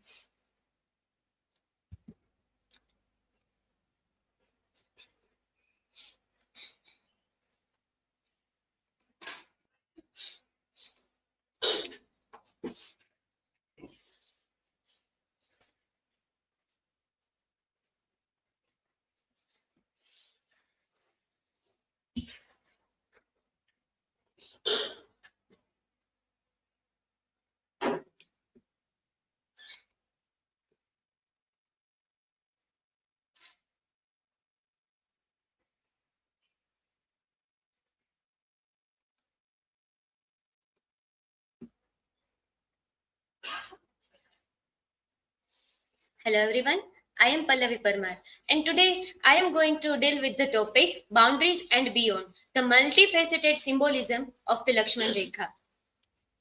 These are my personal information, table of content. This is my research question. How does the symbol of the Lakshman Rekha evolve in the literature and culture? And what are its implications for understanding boundaries in a personal, social, and public context, including gender roles, religious teaching, and global health challenges? And this is my hypothesis. The Lakshman Rekha as a cultural and symbolic concept transcends its role in the Ramayana and resonates with modern interpretations of boundaries, particularly in gender, societal norms, and health. Through various literary and cultural depictions, the Lakshman Rekha serves as a metaphor for personal limitations and moral restrictions, while also influencing contemporary issues such as religious education and public health crises like the COVID-19 pandemic. So let's start the presentation with about the poem Lakshman by Toru Dutt. Lakshman is a poem written by Toru Dutt, which is published in the collection Ancient Ballads and Legends of Hindustan, which is published in 1882. The source Toru Dutt take for this poem, it is based on a story from the Hindu epic Ramayana. We can find that major scene, which is main focus of this poem, is Sita urges Lakshman to help Rama, feeling and later on she feel abandoned. She is not able to help her husband. So and main emotion bhav, we can find that Sita's fear and anguish, and which is vividly portrayed in the poem. Style, we can find that lyrical and rhythmic with strong imagery. Toru Dutt is a 19th century Indian poet, and she is pioneer in English language Indian poetry. We can find that this poem is a unique Indo-English perspective on Indian mythology and emotional depth in a classical epics. So let's first discuss about what is Lakshman Rekha. The Lakshman Rekha is from the Ramayana, an ancient Indian epic. It is an invisible boundary drawn by Lakshmana to protect Sita. In Aranyakand, we can find that Lakshman draws the line to protect Sita from any enemies while he is there to find his brother Ram. So he draws one invisible yet magic line around hermitage. Sita was warned not to cross the line for her safety. It symbolized personal boundaries and limits for protection. Like if we take it as a concept, if we take literally, it is mere a line or magical line. But if we take it as a concept, we can find that it symbolizes that one person's personal boundaries or limitation or limits or for protection. Sita crossing the Lakshman Rekha leads to her abduction by Ravana. Like this is Lakshman Rekha is in one sense we can say that it is a rule for women. So if she crossed that line, so she faced consequences, like she faced her abduction by Ravana. In a poem, we can find in this stanza we can find that mention of Lakshman Rekha. Here with an arrow, lo I trace a magic circle before I live. No evil thing within this space may come to harm thee or to grieve. Stop not for aught across the line, whatever thou mightst see or hear. So shalt thou balk the bad design of every enemy I fear. When Sita crosses her own lines, and at the end, Lakshman says that here I draw a line, magic line, circle. So before I leave, so no one can come into this circle. But do not cross this. And whatever happened, whatever you see or hear, do not cross this line. We can find Lakshman Rekha in cultural context that it's deeply rooted in Indian culture. Like we can also find it symbolizes that boundaries in relationships in moral conduct also. It reflects societal norms regarding gender roles and protection of women. Like it says that women, if you are women, you have to do these things also. You have to stay in the confined. Like if we take an example of Bimala, so people and her sister-in-law also told that you have to stay in this line. So it is also that restriction for women, often interpreted as a metaphor for the sanctity of marriage and responsibilities within it. The act of drawing a line represents both protection also, on the other hand, limitation on personal freedom also. Literary depiction of Lakshman Rekha, like how we can find that Lakshman Rekha is depicted in various versions of Ramayana. So firstly, the main version, which is written by Valmiki Ramayana. Valmiki Ramayana does not depict Lakshman Rekha directly, but we cannot find that direct reference of Lakshman Rekha in Valmiki Ramayana. It focuses only on Sita's conflict or conversation with Lakshman when she accused him for having ulterior motives or forcing him to leave her unprotected. So we can find that much only in Valmiki Ramayana. But later retellings, we can find that which various variations appear. We can find its depiction. And such as another examples like Rama himself drawing the line or 3 lines symbolizing that Brahma, Vishnu and Mahesh or Shiva. These are some other Ramayana version. Ramcharitmanas, which is written by Tulsidas, which is around in 1574. We can find that in that also Lakshman Rekha is the referenced indirectly. Like when Mandodari mocks Ravan for failing to cross a thin line which is drawn by Lakshman, to symbolize his weakness. At that time, we can find that this is a mention of that line, Lakshman Rekha. Ramchandrika, which is written by Keshav Das. In that also we can find that direct depiction of Lakshman Rekha. Literally, he drew the line with his bow and vowing to burn any violator to ashes. Sita crosses it to give arms to a disguised Ravana and leading her to abduction, which is quite similar to known version of Ramayana. Next is Radheshyam's Ramayana, which is written by Radheshyam Kathavachak. The longest and the most detailed depiction ever with 24 verses. The Ravana manipulates Sita and claiming sages do not accept that bonded alms, that compelling her to cross the line, that she is bounded by the sage's word, so she crossed that line. Another is Sur Sagar by Surdas, and this is very familiar, which audience know about Ramayana. That Lakshman draws the line and Sita unknowingly violates it and extending her hand to Ravana, and Ravana abducts her.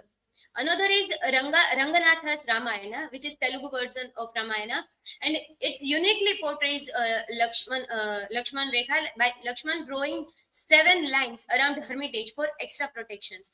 And last one is Anand Ramayana, which is written in Sanskrit, and it describes the drawing of Lakshmana Rekha as the protective rituals, emphasizing its safeguarding roles.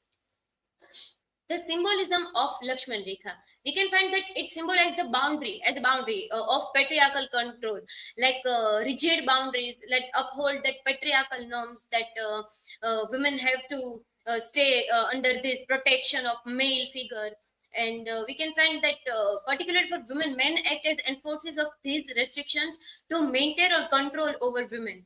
An embodiment of masculine entitlement, that it represents an entitlement men feel toward power and control, and that we have to care for women, that type of thing. Crossing the Lakshman Rekha, a call for change, that it signifies the breaking this metaphorical boundary is framed as an essential step for men to question and dismantle patriarchal constructs and strive towards gender equality, a reflection of power and violence.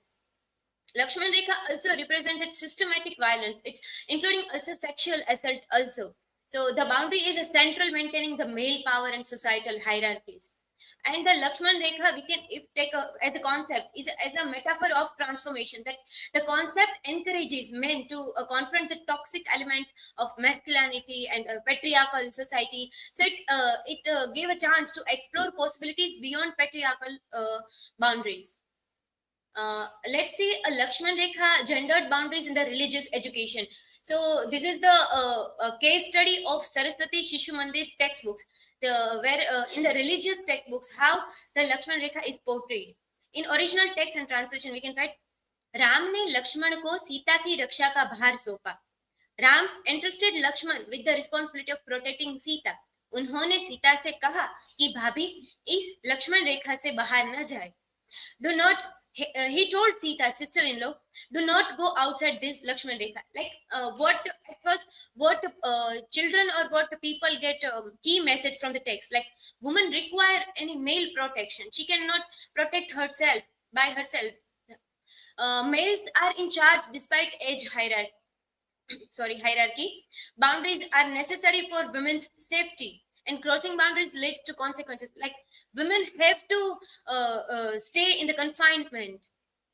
And what is the significance of this text? Like, it reinforces patriarchal protection. Like, it leads to people to think in direction of patriarchal protection. It establishes social boundaries for women, teaches consequences of transgression, shapes young minds through religious narratives. Like, through religious narratives, young minds set their perspective in one direction. We can find that. This is Saraswati Shishu Mandir's schools construct gender role through religious education. This use, and this is mentioned by Chauhan in her article. Perspective on boundaries in the Ramayana, like gendered boundaries. As in Mangaram critiques the Ramayana use of reinforces patriarchal values. Like Lakshman Rekha, it symbolizes that ideal feminine boundary. Like people. Especially women have to stay in this, like the boundaries which pleases men. So women have to stay in that boundary. And it also raises the question, do the boundary protect Sita or restrict her autonomy? We can find that boundaries are of sexuality and identity also, that it represents societal limits on identity and sexuality. Mangaram's queering of the text revealed a potential for fluidity in expressions of identity. Sita crossing this boundary could symbolize the breaking from normative roles, that which is normal for women, but any women can cross this line. So it symbolizes that she is not following that.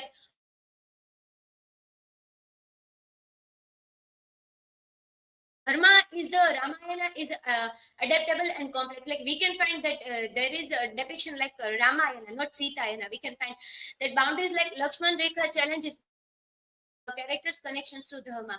These boundaries raises question on ethics of obedience and protection. Like we have a question that is Lakshman Rekha is a protecting, is it represent that obedience, or it is for self-discovery to go beyond this line and to discover yourself. Beyond the boundary, Sita is feminist figure. Like Mangaram portrays Sita as a unique, very unique way that he presents an active agent in crossing the Lakshman Rekha. Like she herself, she is not bounded by any stage word, but she herself, it is her choice to cross cross that line. It can be seen as a feminist assertion of autonomy. The Lakshman Rekha reflects the tension between societal expectations and personal agency, that what to do. One side is the society and one side is the personal agency, personal choices. So we have that type of tension. Lakshman Rekha and COVID-19. Chilana in her article, in his article says that it's a symbol of safety. Like in COVID-19, we can also feel that one type of Lakshman Rekha, we cannot go beyond, we cannot move out of that Lakshman Rekha, as Sita faces consequences by go beyond that Rekha, that boundary. We also feel that if we cross that line, if we cross that Lakshman Rekha, we can also feel that consequences. We can also keep in the trap of COVID-19. That lockdown blurred boundaries, forcing women to balance work from home and household. We can find that men are like, they enjoy, mostly men, they are enjoy that family time, me time. But women are there. They have to prepare meal, take care of child, take care of everyone, take care of household. So they feel extra burden due to this. Women face disproportionate job loss and unpaid labor and restricted autonomy. Like women can do everything, but her work is not that much concerned by society or by her own family members. Cultural parallel. The Lakshman Rekha metaphor highlighted renewed restrictions on women during COVID-19. Like she also bounded by her family responsibilities. So in conclusion, we can say that Lakshman Rekha is not just, we can find it not just a mere mythical line or mythical story, but it's a boundary, but a symbol with many meanings. It represents protection and safety. While also on the other hand, we can find that it highlights restrictions and societal norms, especially those placed on women. It shows how boundaries can both protect. One side it protect oneself, but one side it confine oneself, especially women, raising questions about freedom and control. By exploring what lies beyond these boundaries, we can challenge our traditional limits traditional rigidities and our norms, and strive for a world where such a lines empower rather than restrict oneself. These are my references. And yeah, thank you. That's it from my side. And now, if you have any questions, feel free to ask.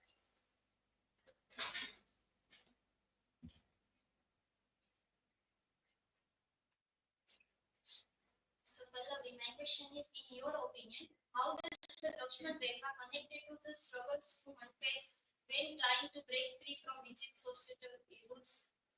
Yes, Priyanshi. We can say that we can connect Lakshman Rekha with struggles of women by when she trying to break free from rigid societal rules. And we can also find it from literature also, that when women try to break break herself from that rigid societal norms, she portrayed as a witch. And we can have we also have this witch hunting also. So if she wanted to, like, if she is a working woman, so she also, firstly, she have to prioritize her family responsibility. Like, she have to do all the household works, and later on she can focus on her career. If she is a homemaker, so she also find that no one is noticing how much she sacrifices for her family. No one is to take care of her, but she is a mere, we can find that, confined in that house. And she lived in that house as a we can say that as a homemaker also. She cannot develop, and if she have any dreams, she cannot fulfill her dreams also. And we can nowadays we can find that increasing rape cases. If she want to go beyond, go out of the, her comfort zone, so society, if her family members allow her, but the fear which is spread across the society, that it cannot allow, or it can it cannot it arises that one type of fear, that if I go into the society of, if I can break the rules, so I might face this situation. So we can find this type of struggles when women try to break free from rigid societal rules. Yeah.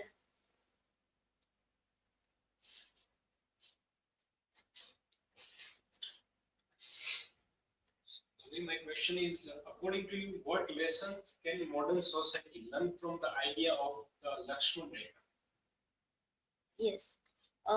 According to me, like, modern society learn from the Lakshman Rekha, we cannot take it as a negative term, but we can also say that people are there to that they're always curious about another's, like poking their nose in another's each other's matter.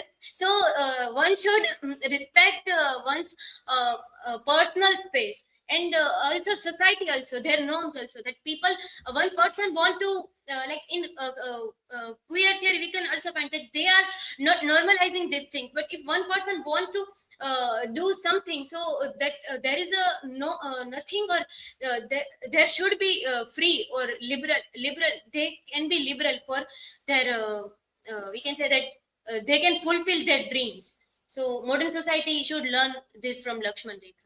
Yeah, that's it from my side, and thank you.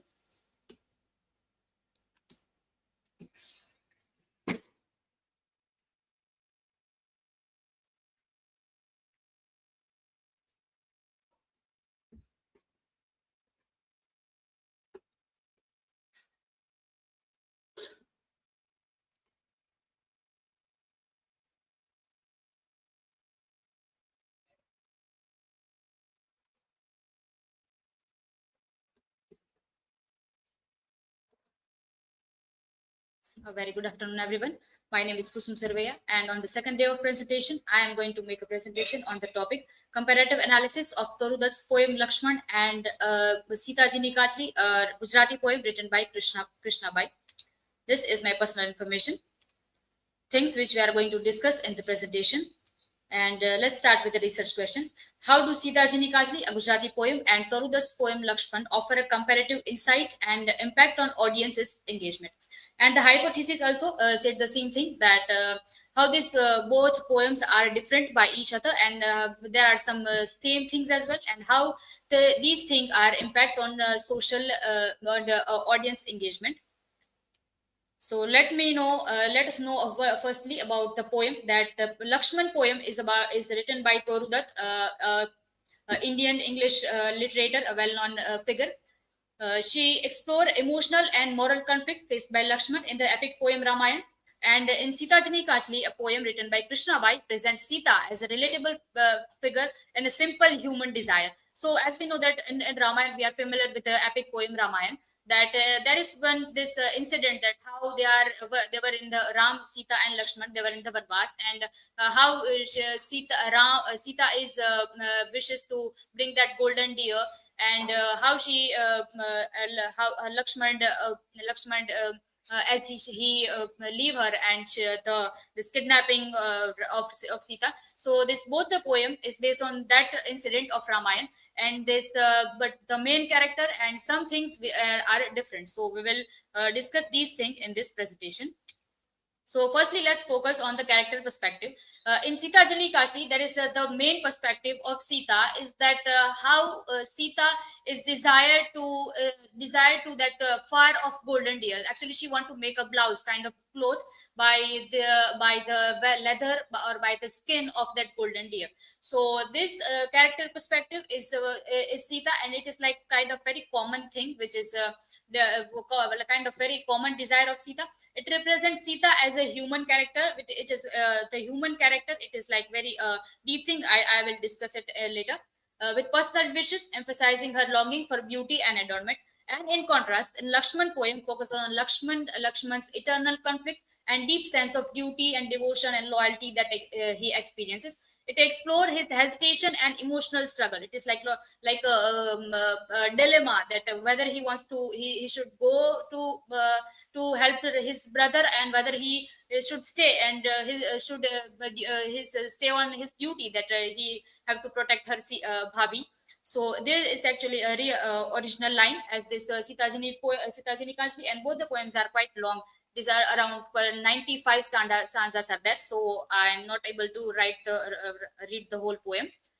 And let me delve into the tone and style of the poem. Sita Jani Kajli, the poem of tone of this poem is like quite poetic and almost whimsical, quite light poem. And it is like in this poem, as we can notice that Sita is almost provoking in whole the poem. The Sita is kind of provoking to Lakshman that you are the real brother and you have to follow my lead. So you have to go in the forest to help your brother. So this is kind of a light and kind of in one way there is the poem. And in contrast, Lakshman poem by Toru Dutt, it is kind of, there is some up and downs. That there is firstly there is the balancing line, and then as Lakshman leave the Sita, then Ravan comes and how he kidnapped the Sita. The poem's focus is more on psychological depth, using the reflective tone to convey Lakshman's dilemma and foreshadow the consequences of his decision. And let's explore the duty and desire, the very paradox, or we can say the central thing, which is contrast in both the poems. That one thing, when on one hand we have a duty, and another poem we have a desire in the center. So in Sita Jani Kachli, there is the desire is in center. That how she wanted a far of golden deer, and her wish can be seen as a deviation from the epic's focus on dharma, duty, and cosmic justice, instead highlighting a more personal and relatable side of her character. Like Sita, there is her wish to have that golden deer is more important. It is like individual desire is more important than all the things. And in contrast, in other hand, the Lakshman for Lakshman, for him duty is his priority, and duty is his everything. So as it is written here, the poem emphasizes dharma as Lakshman ultimately prioritized and obedient on his brother, despite his magnificence, which introduce a tragic element as he leaves Sita unprotected, as we know that what happened after he leaves the Sita. And the next topic is humanizing of character. So it is kind of very according to my observation, it is kind of very different thing for the poet. that how can we humanize the god-like character. Well, like in India, we are devoted actually these kind of epic poems, and if any writer or any poet is humanize the divine characters, the god-like characters, so they can be criticized as well. Like we have many movies like these kind of movies which have directors and are criticized. Like we have a recent example, the remaking of Ramayana. We have a movie of PK and OMG, so that there are many movies. So this is kind of very controversial and difficult thing for the poem, for the poet, for the writer to humanize this kind of character. But in this, both the poems, main characters are humanized. So in Sita Jini Kachli, there is Sita is humanized, she have this common kind of thing that she wanted a golden deer, just golden deer. Like it is not that much important thing that were needable, like like this kind of thing. So Sita, so by wishing that golden deer, Sita is humanizing, and her playful insisting on obtaining the Kashli shows a side of her that is less commonly and explored in traditional version of Ramayana. And it is kind of different thing from the Ramayana actually. The original Ramayana, there is not this kind of Kashli thing, but it is a rewriting of Krishna Bai. So she differentiate the thing from original Ramayana. And in the poem Lakshman, similarly, the poem Lakshman humanized Lakshman by portraying him as a character filled with hesitation and concern. So where we have this thing that Bhagwan hoy to badhu kari shake, like he have a kind of chamatkar, we have kind of magic. But in this poem Lakshman, written by Torudat actually humanized the Lakshman. That Lakshman is god, not a god-like character, but he is character like us, who have problems, who have moral dilemmas, and who have hesitation as well. So in this thing, I can say that both the characters are humanized in a way. And the important thing is the depiction of key moment. As we know that in both the poems, as I compared the thing, so I should state that what is the central thing of both the poems. That for example, just for 4 to 5 seconds, if we forget that there is this Sita, if Sita not desire to have that golden deer, then what would be the Ramayana, or what would be the happen in a poem ahead? So there things would be different. So the desire of Sita to have that golden deer, it is the key moment, or it is a central thing in the poem. And similarly in poem Lakshman as well, what happened if Lakshman will not leave the Sita in forest alone? So maybe the poem, maybe Torudat was not able to write the same thing. So this kind of thing, then both the poems, these are the key moments. And the last thing is cultural significance and audience connection. As we know that, as we have see that Ramayana is a epic poem. So we have many retellings and many stories, mythical stories as well in this poem. So how common folk can connect with this god-like character. So here Krishna Bai actually magnificently, I can say that she write the poem, and then common folk can connect with the thing that the words are common, the incident are very lightly it is going, and by focusing on her desires, the song makes her more accessible to listeners and blending the divine with the human. So there is this blending of divinity and the humanization. And in the poem Lakshman, appeals to a theme of duty, loyalty, and family ties, resonating with values deeply rooted in the epic's poem, in the epic's moral framework. So there is moral dilemma as well. So how moral dilemmas can be shaped in a society. So this thing can be audience easily can connect with the thing. Even can uneducated people only can even can relate with the thing. And let me wind up the presentation here. Both the poems complementary perspective on Sita's abduction, and both the pieces are actually both the poem are reinterpret events from the Ramayana. They bring out the humanity in divine figures, showing how individuals' desire, duties, and emotions shape the unfolding of the epic tale. So this was from my side. You can visit these sources for the further reading. And thank you very much. We can discuss the questions now.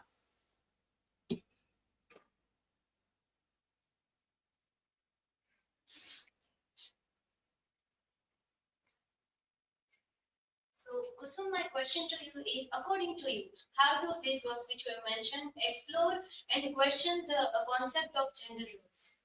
Okay, gender roles in both the poems. Maybe now at 21st century we have this issue that gender roles, but at that time when Ramayana or maybe the Krishna Bai, when she was writing this poem, this gender roles kind of not, it was not that much big issue.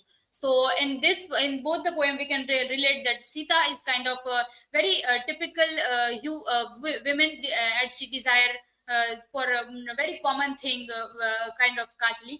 And in Hindi we have this phrase that's choti choti baaton pe khush ho jana. Like in many serials and movies we have this phrase as women's are they're not that much big, that she always, their desires are very common, very common.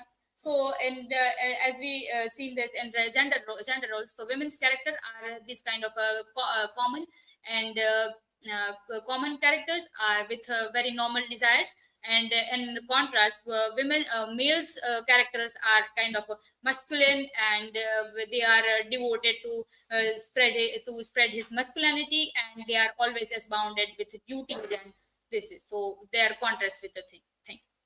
Next question, please.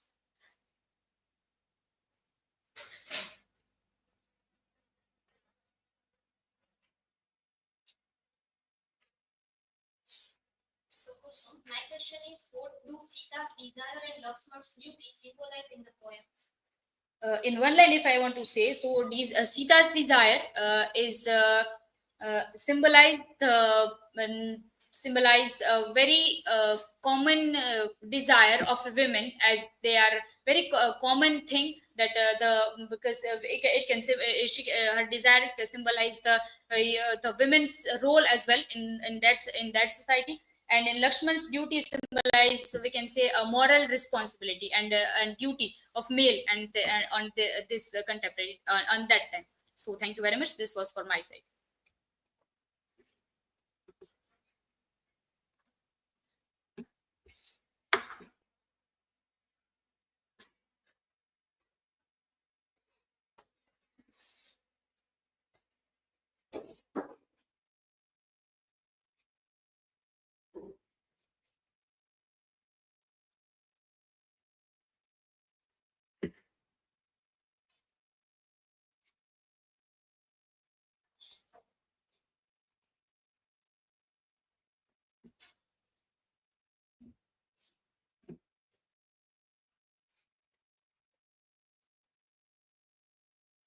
Hello everyone, good evening. Today is the second day of the presentation, paper number 2021.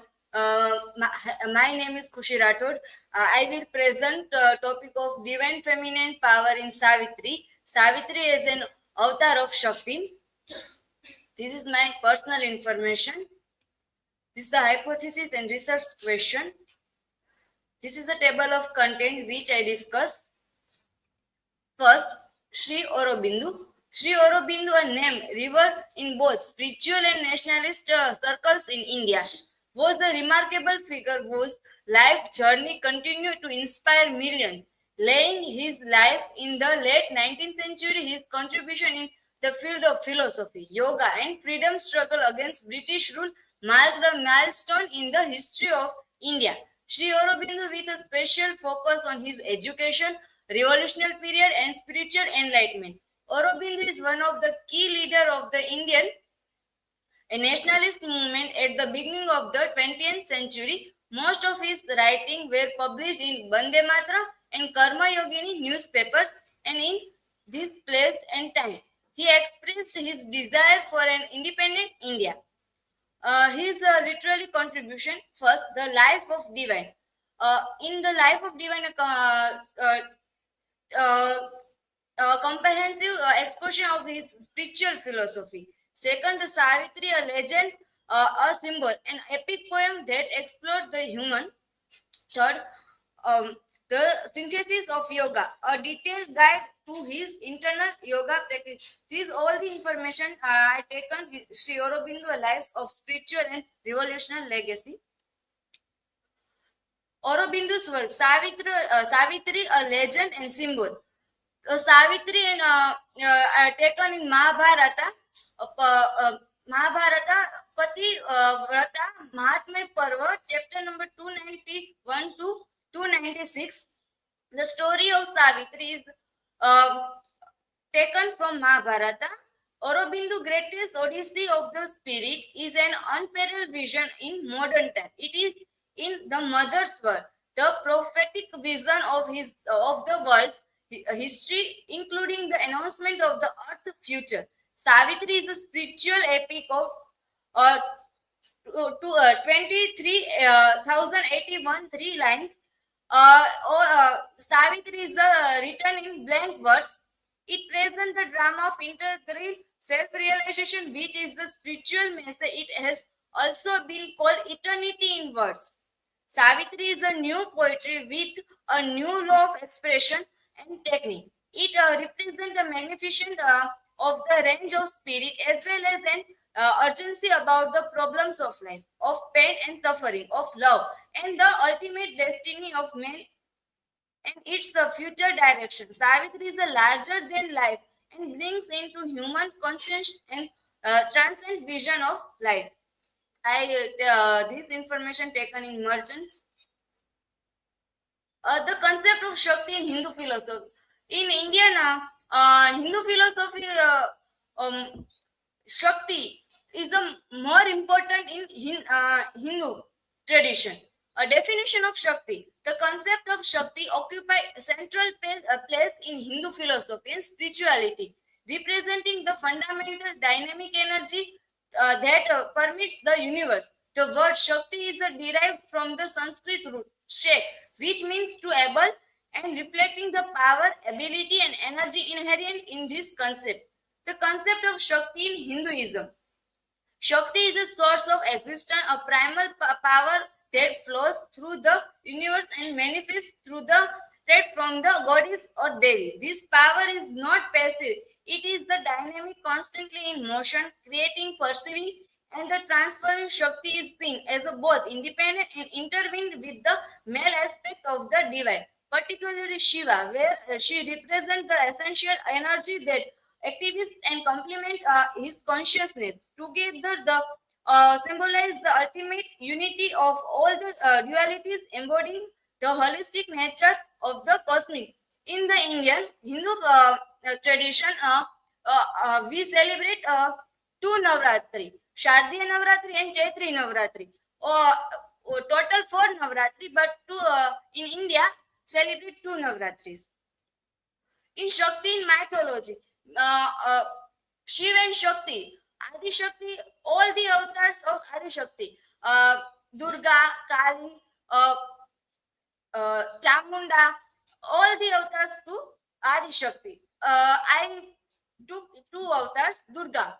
The warrior of goddess Durga represents the protective warrior aspect of the Shakti, a formidable force against the evil and injustice. She often depicted riding a lion or tiger, wielding weapons in her many arms, symbol for her ability to combat forces that threaten peace and dharma. The celebration of Durga Puja, particularly in eastern India, commemorates her victory over the buffalo demon Mahishasur, underscoring her role as the defender of the righteous and guardian of the stability in the cosmos. The Durga, Mahishasur to ego, to not women to kill him. At that time, Mata Parvati avatars to Durga and kill the Mahishasur and Shardiya Navratri in East Paschim Bengal to celebrate Durga Puja. And last day to celebrate as the ritual to celebrate as the Sindur Khela. Second, Kali, the goddess of the time and change, the Kali, perhaps the most complex and the goddess, symbolizes the transformative power of the destruction. She is associated with the time, death, and the dissolution of the illusion. Unlike this image of many deities, Kali is often depicted with the fire's expression, reminding viewers of the imperfections of the life and the illusion of ego. Kali to avatar is the ego because of the Rakti Bij to in ego to anyone to not to kill him because of the every one to kill and Rakt to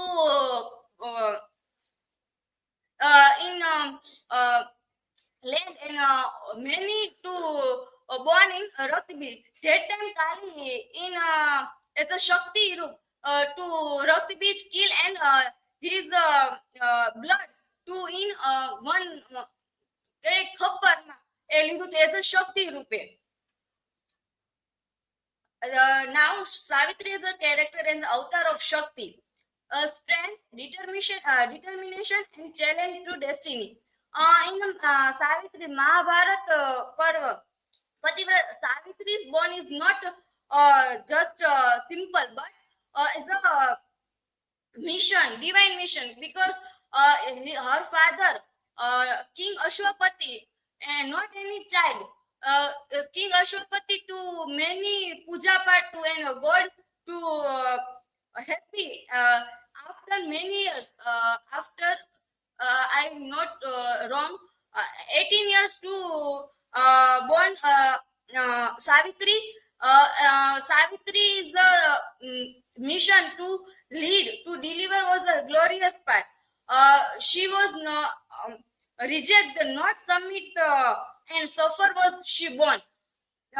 She was love in Satyavan. That time Narad is coming and saying Satyavan's death is after 1 year. But Savitri is to face and not believe in fate, but face the reality and struggle like a good પતિવ્રતા પત્ની તરીકે face કર્યું and kill and win the god of the death. Second, compassion, wisdom and spiritual power, divine love and transformation. Satyavan and Savitri's love is the spiritual love, not the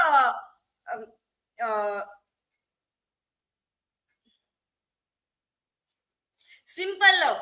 And their love is the universal love. Their marriage is the symbolize the love and truth, like Krishna and Radha. Wisdom and intuitive knowledge.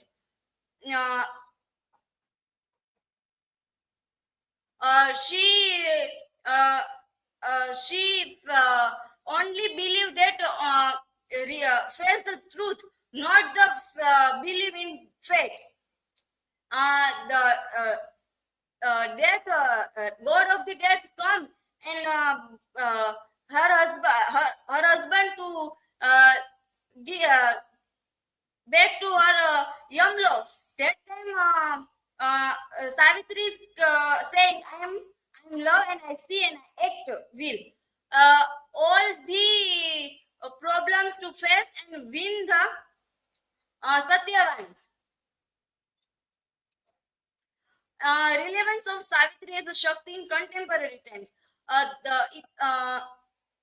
Savitri is the Mahabharat times and contemporary times in change as a education, as the violence, as the gender-based challenges. All the situation different, but as a Shakti is the same. Empowerment and feminine edges. Savitri challenges patriarchal norms and traditional gender roles by portraying his protagonist as a strong, independent, and intelligent woman. As a modern society, women many problem faces as a gender bias challenges, violence, discrimination, leadership, societal barriers, resilience and overcoming adversity. Savitri determination to save Satyavan from death in symbolic resilience in his face and life challenges. In a contemporary time to see her struggle to be ongoing the equality, education, self-determination, etc. Inspiration for leadership and social change. Savitri inspired the modern woman to take on leadership roles and actively work towards societal betterment. Her portrayal as a powerful, independent figure aligned with the contemporary movements advocating for women's empowerment. Savitri role as the contemporary time to inspire, because she messaged that in contemporary time, women's not to sit as a fate, but uh, struggle all the works and win the all the fears, struggle, violence. Example of the contemporary times, Malala is a Pakistani education activist. She was stood of the Taliban's in education, health workers in COVID-19 periods. Health workers not to uh, your your health, but to stand all the in countries people and fight and help to all peoples. Kamala Harris, she was she is uh, she is against in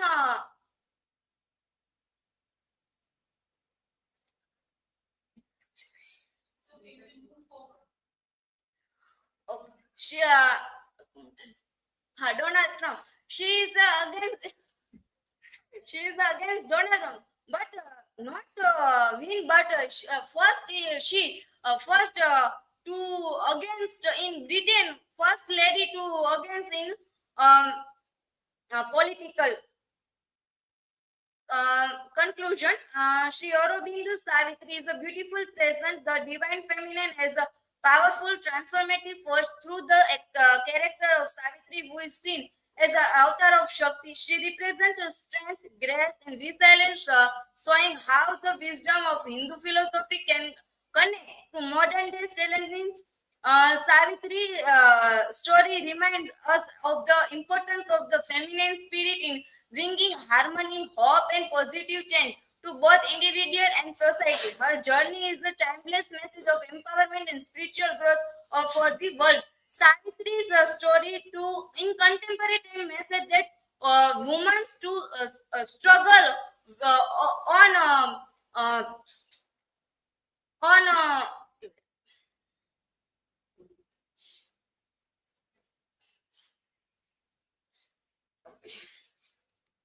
this is my references. Thank you. If any question, you ask me.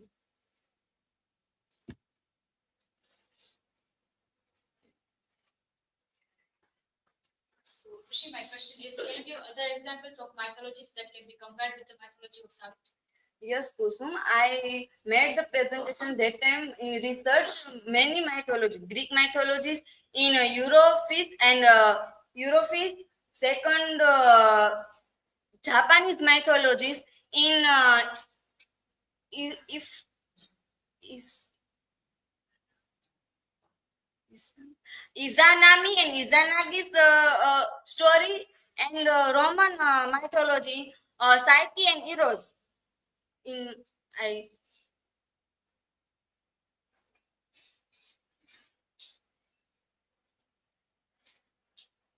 So, Kushi, my question to you is, in your opinion, how do the concepts of love and truth play a transformative role in the story of Savitri? okay. Pallavi, in my opinion, love and truth play transformative role in story Savitri. Savitri's husband, Satyavan, 1 year in death, but she was the struggle and fight with the death and win her husband and back to in life in earth. So concept transformation. Okay, thank you.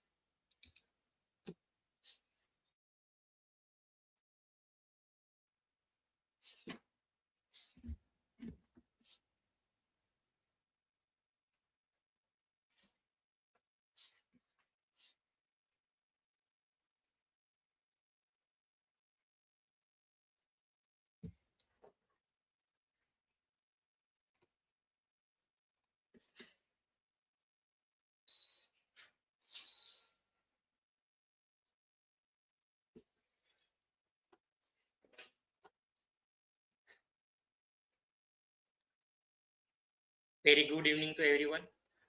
So our second day of our presentation, I'm going to deal with the paper number 2, and my topic is the role of the supernatural, the Tagore's, the home and the world. This is my personal information.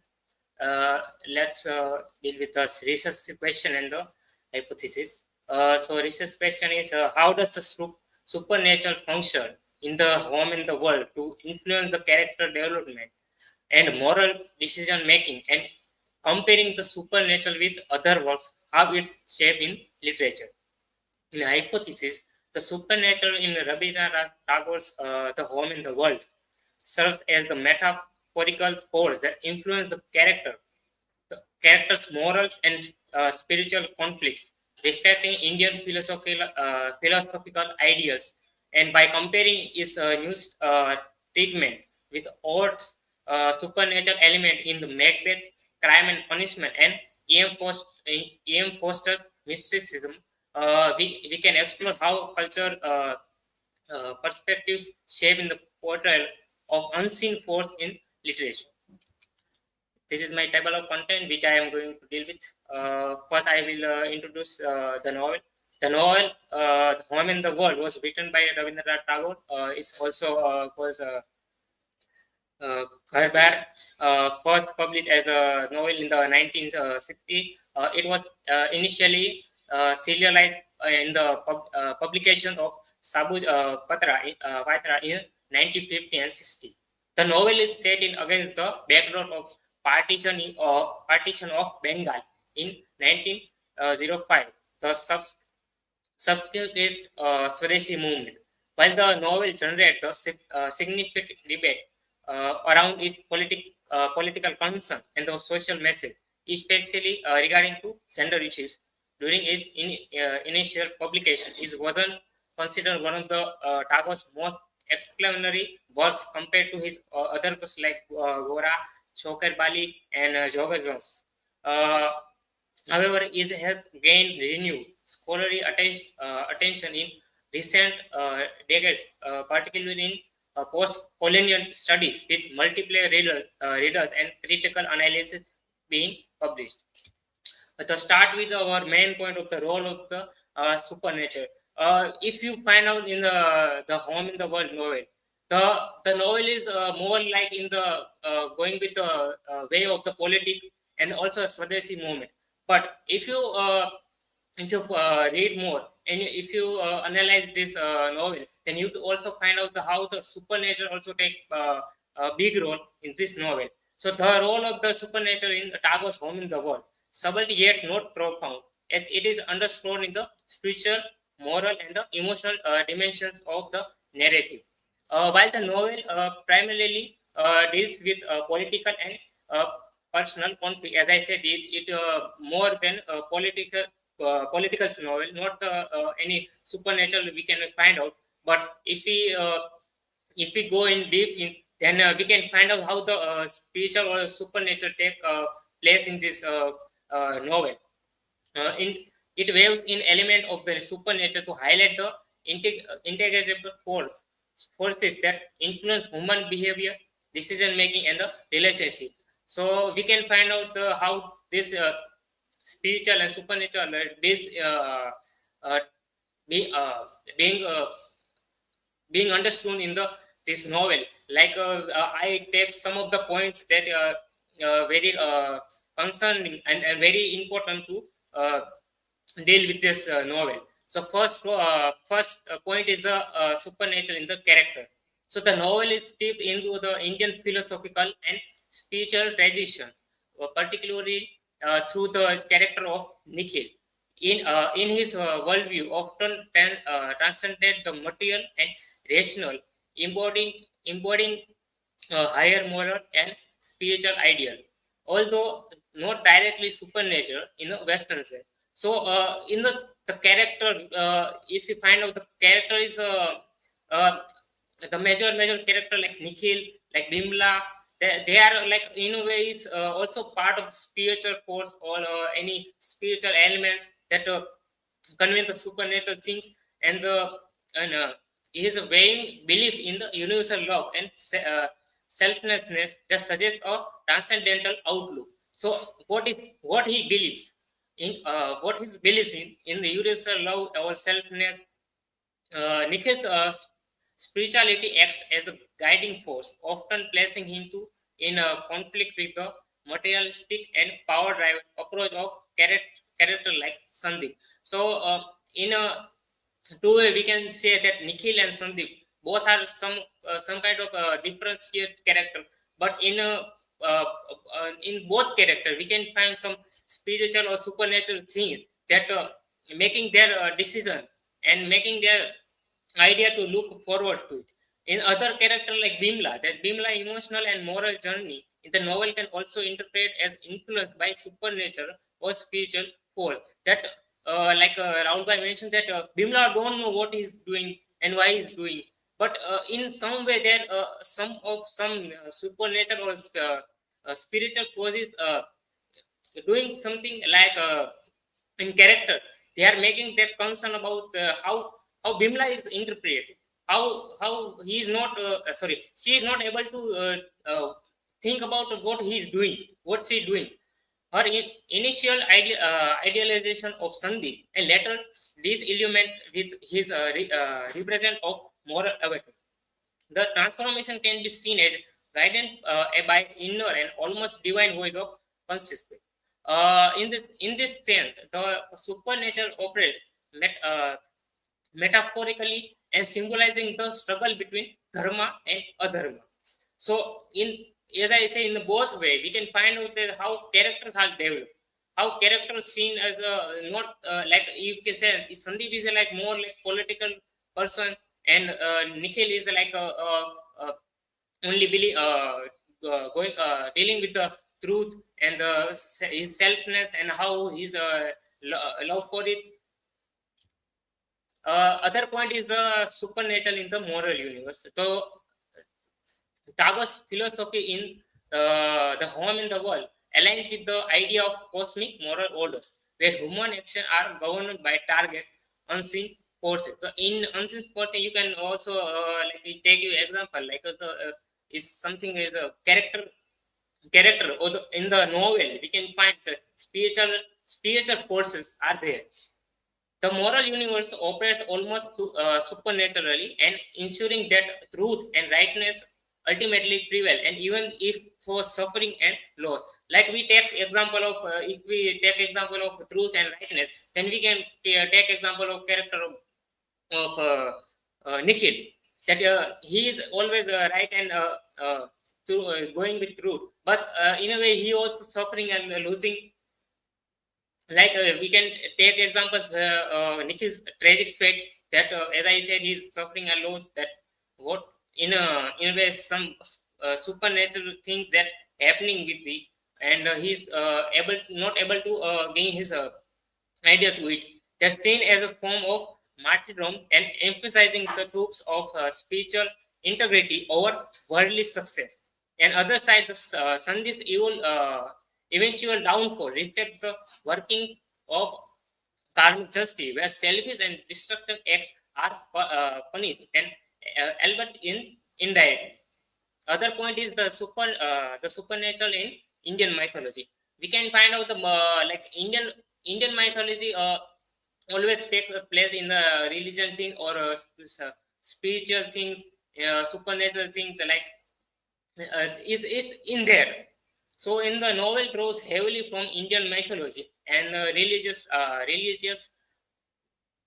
traditions, which often feature supernatural elements. As I said, that is in there, in novel also there, but we cannot interpret, or we cannot see as if we reading or we are doing some work on it, but it's there in both way, like Sandeep's character and Nikhil's character. That Sandeep's character rhetoric of worshipping the motherland parallels the ritualistic period of idol worship, but also critiques its misappropriation of selfish gain. And other side, the Nikhil's ethical stance resonates with Bhagavad Gita's teaching about selfness and duty, linking his character to divine and moral archetypes. So other fact, if I am going to do, then we can also find out the supernatural thing in the other work. So how we can compare the other works or other things with this novel. So if comparing with the Macbeth and the Home in the World, we can see the first point is the nature of unseen forces. So in Macbeth, we can find that the Macbeth is like mostly is in spiritual and supernatural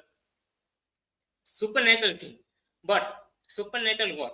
But in other side, the Home in the World, unseen, the as a mention of the main word, the unseen is internal and spiritual, reflecting culture in introspective rather than external intervention.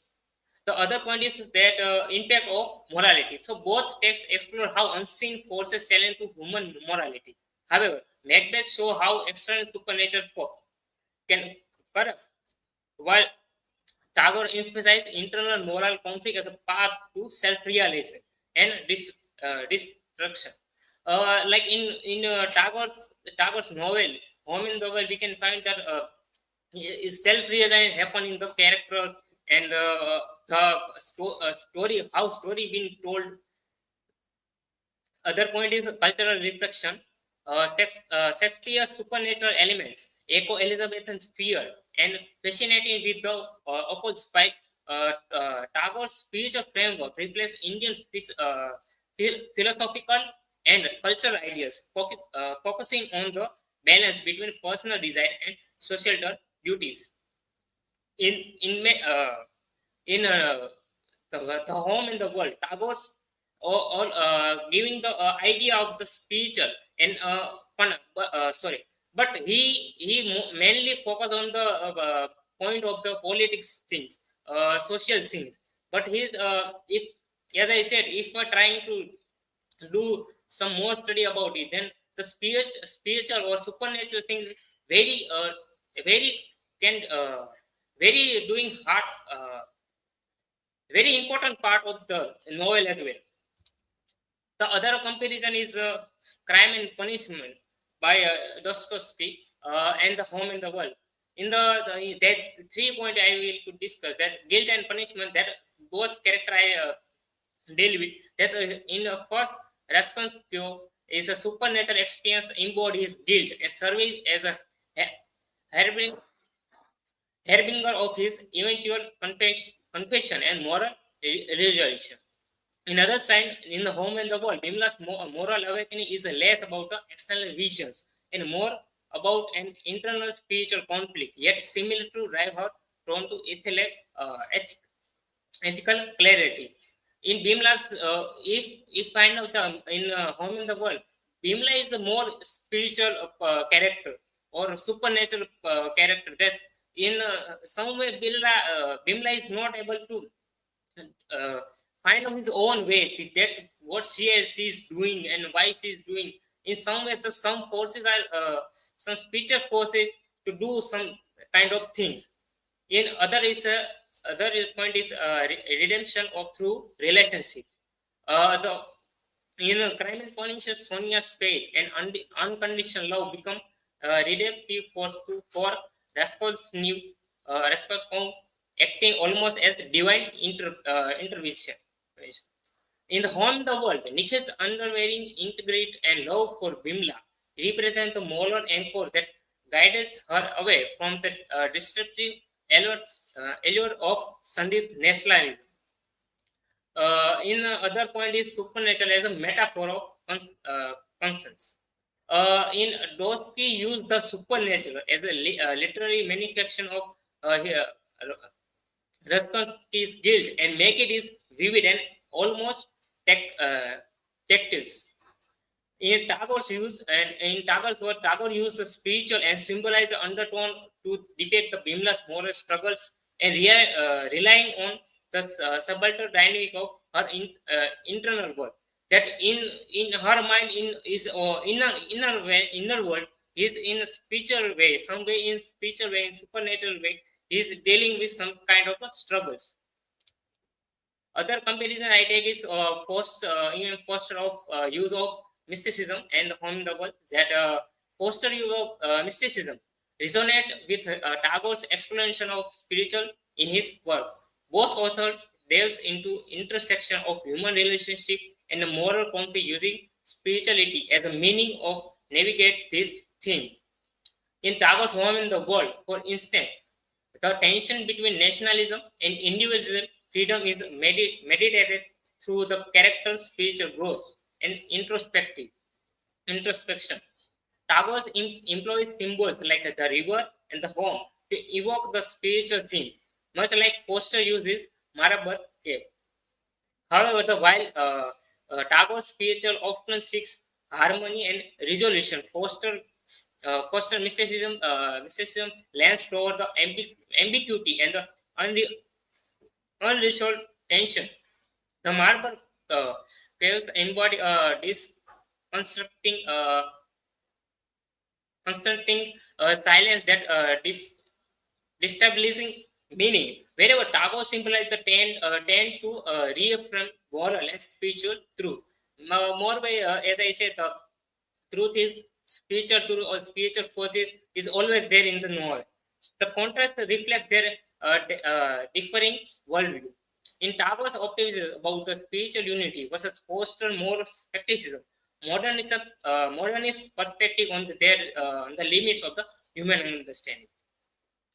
So if we come to conclusion, we can find out if the Home in the World, the novel in itself is a more politically rather than some spiritual or some supernatural thing. But if the character, if we find the characters and they how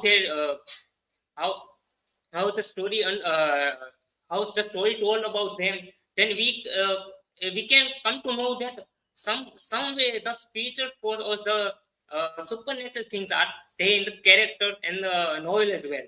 The supernatural in the Rabindranath Tagore Home the World operates as a subaltern but profound force that underscores the spiritual, moral, emotional dimension of the narrative through elements drawn from the Indian philosophical tradition, and the text portray an internalized spiritual supernatural that manifests in the character's moral conflict and transformation. That how because of the supernatural thing that the character are in a way transforming and how the conflict is happening. This approach contrasts with Western texts like Macbeth, as I mentioned, Crime and Punishment, where the supernatural is more overt and external. Similarly, Tagore's spiritual symbolize reflect a beef cosmic justice and the enduring power of rightness in creating a narrative that resolves through introspective or moral clarity. Compared to Foster mysticism, which lands toward ambiguity, Tagore used the spirituality reformed to harmonious moral order reflecting his optimism about the human capacity for the growth and redemption. So, the explanation of the supernatural highlights its role as not as an external force, but as a metaphor for the consistent and illustrating the interplay between individual actions and the large unseen moral cosmos. So, this is from my side. This is my reference, and thank you. If you now have any question, then you can ask.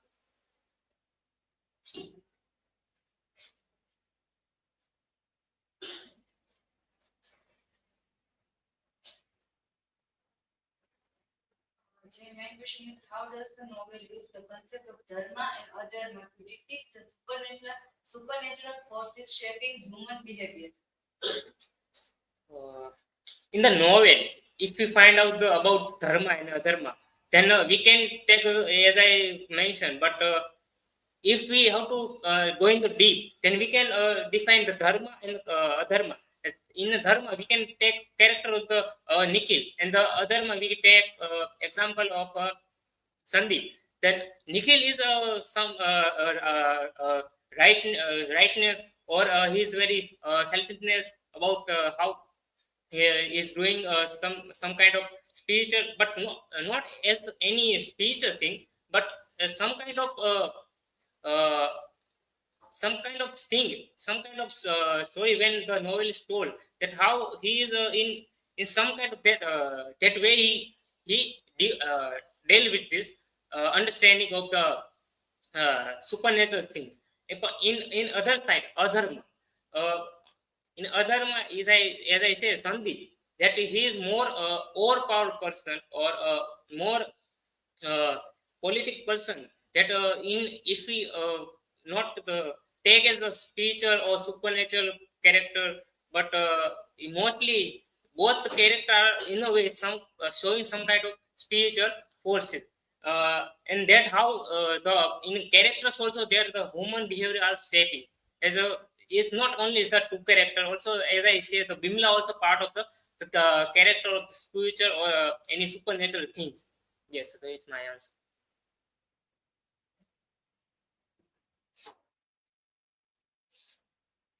So then my question is, how does Tagore's impression of Indian mythologies contributing to the supernatural undertones of the novel?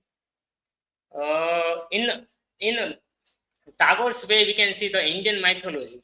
Then we can find out there is a mention in the novel, the mention of the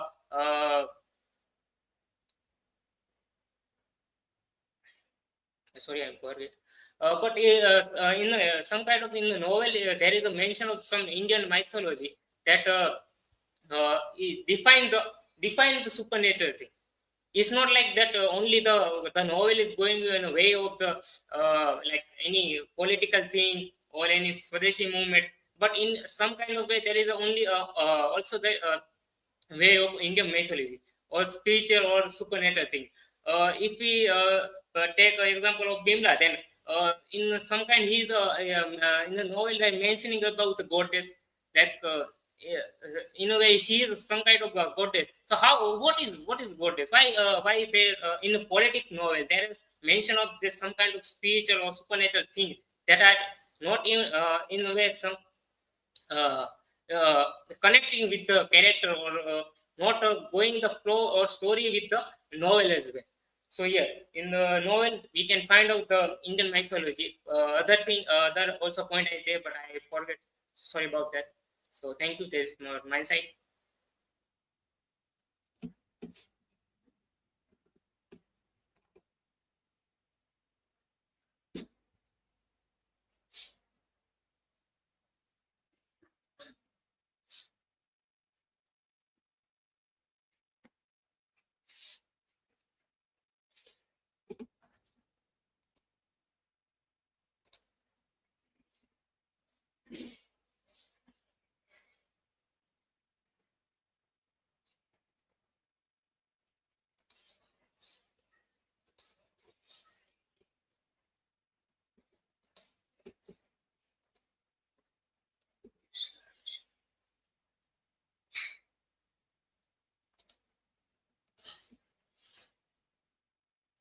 Good afternoon, everyone.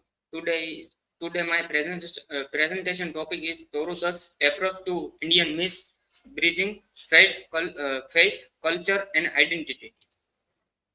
This is my research question. How does Toru Dutt's integration of Indian mythology and Christian value in her poetry reflect her cultural duality and contribute to the evolution of the Indo-English literature? Hypothesis. Toru Dutt's unique approach to Indian myths serve as a bridge between the traditional Indian culture and colonial Christian influence, reflecting her dual identity and offering a nuanced perspective on the faith, culture, and identity. This is table of content. This is my personal information. Start with introduction.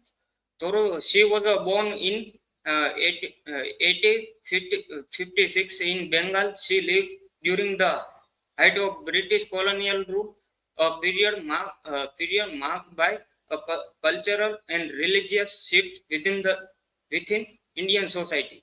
Role in Indo-Anglican literature. As one of the earliest Indian writers to work in English, that proud a unique place by adapting Indian myths for English speaking reader, making her a crucial figure in bridging Indian and Western literary worlds. Significance of her work.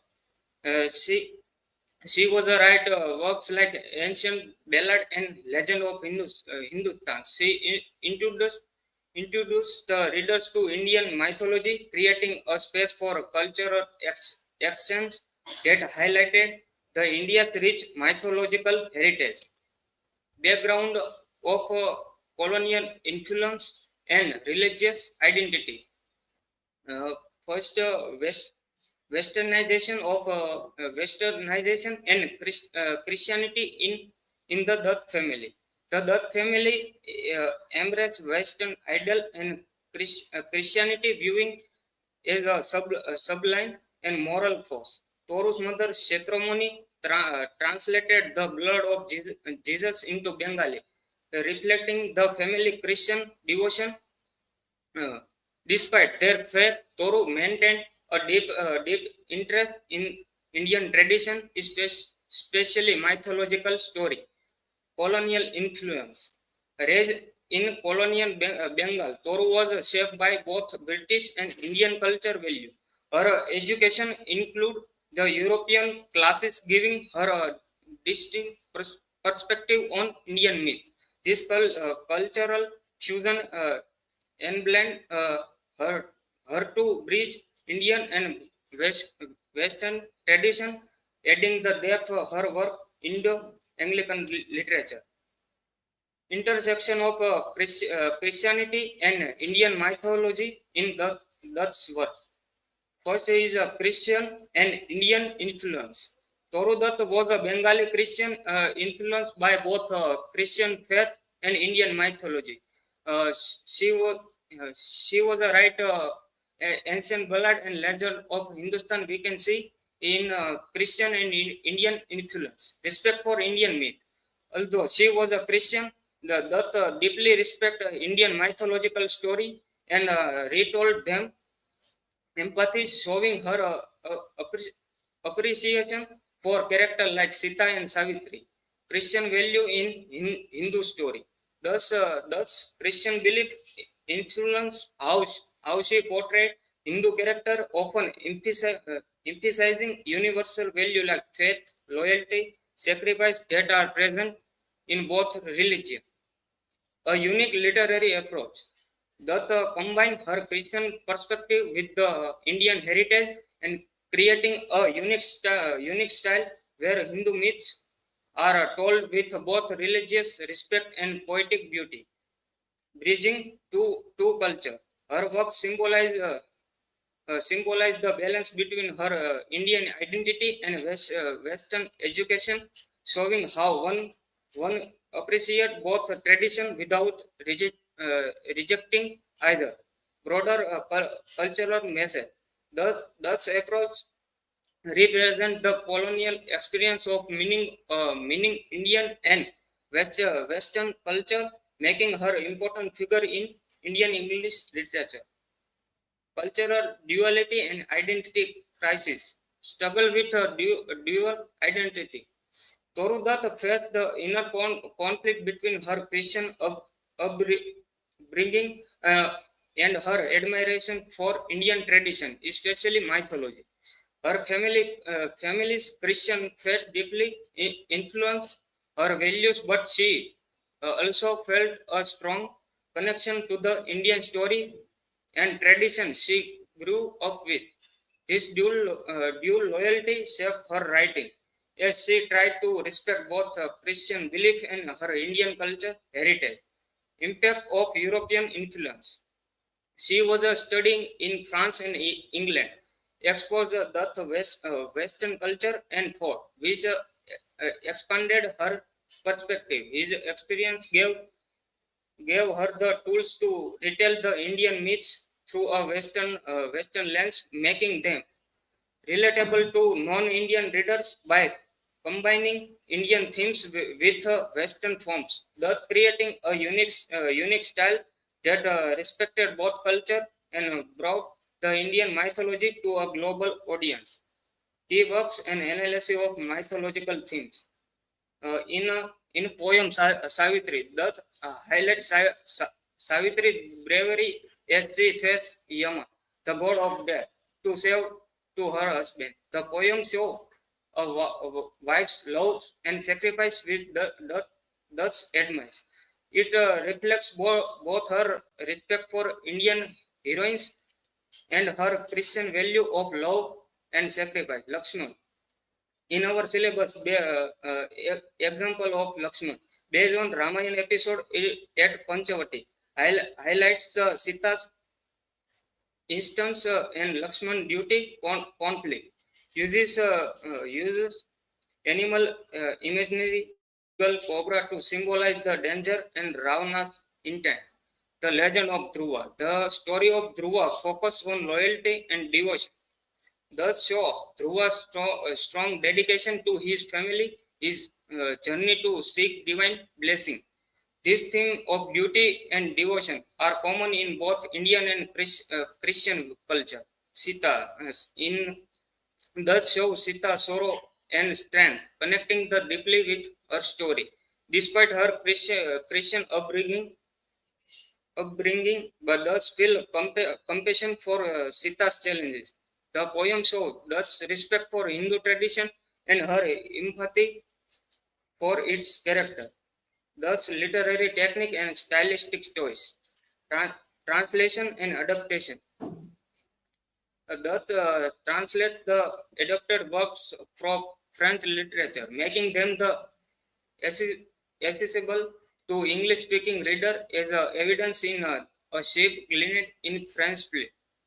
Her translation work demonstrate her sensitivity to language to culture norms as she sought maintain the essence of the original poem while rendering them in English, romantic and lyrical style. Influenced by English romantic like Wordsworth, her poetry often expresses an intense appreciation for nature. Her famous poem over Causerina tree exemplifies this the bleeding personal sentiment with universal themes as she described the tree as both symbol of loss and the lasting connection to her loved ones, mythological themes and national identity. In her works, Asian Ballad and Legend of Hindustan, she represent traditional Indian story in intervening them the contemporary sensibility and sense of the national pride. This the bleeding of culture elements show her unique approach to bleeding Indian and Western literary forms.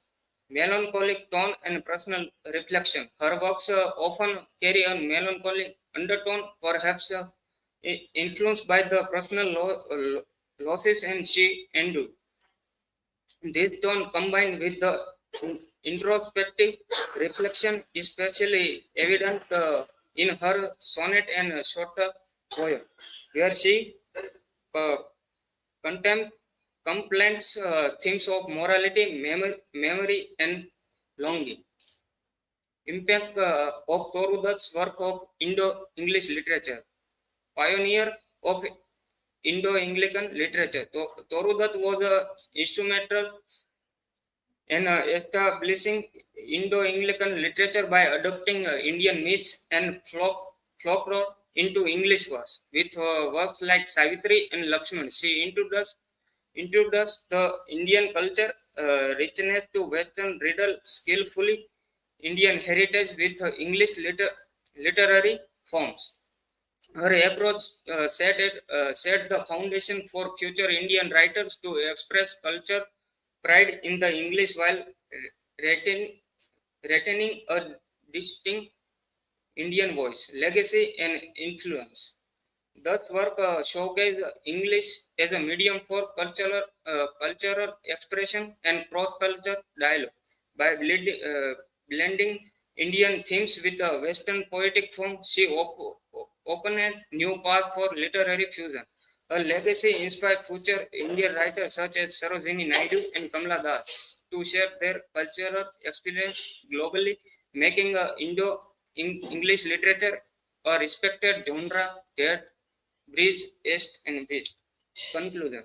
Thoruda's work represent remarkable fusion of Indian and Western influence, making her pioneer figure in Indo-Anglican literature.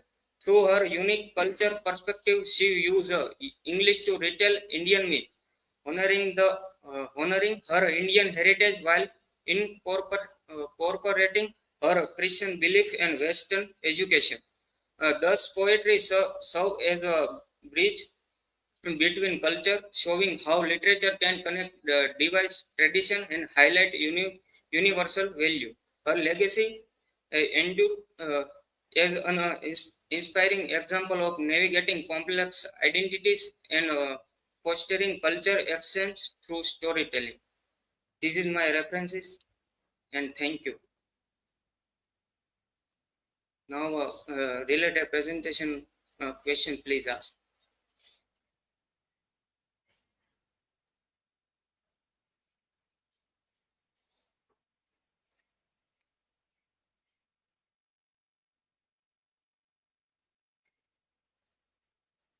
So my question is, what universal values are emphasized in Thoruda's retelling of Indian myths?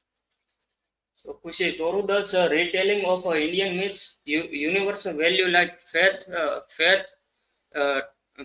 devotion, love, sacrifice. There are a main universal value. We can see in example, Savitri is sacrifice for saves her husband. Is a theme like love and sacrifice. And in second example, the legend of Dhruva, devotion and religion themes we can see in second example.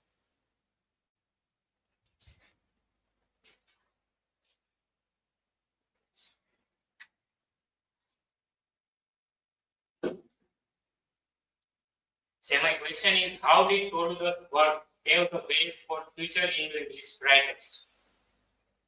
So Thorudat is a dual perspective. She was a Western tradition writer in Indian literature. So both Indian heritage and Western literary forms, they are duality of Thorudat writing. She was inspired like writer Kamala Das and Sarojini Naidu to future of Indo-English writer. Thank you. This is from my side.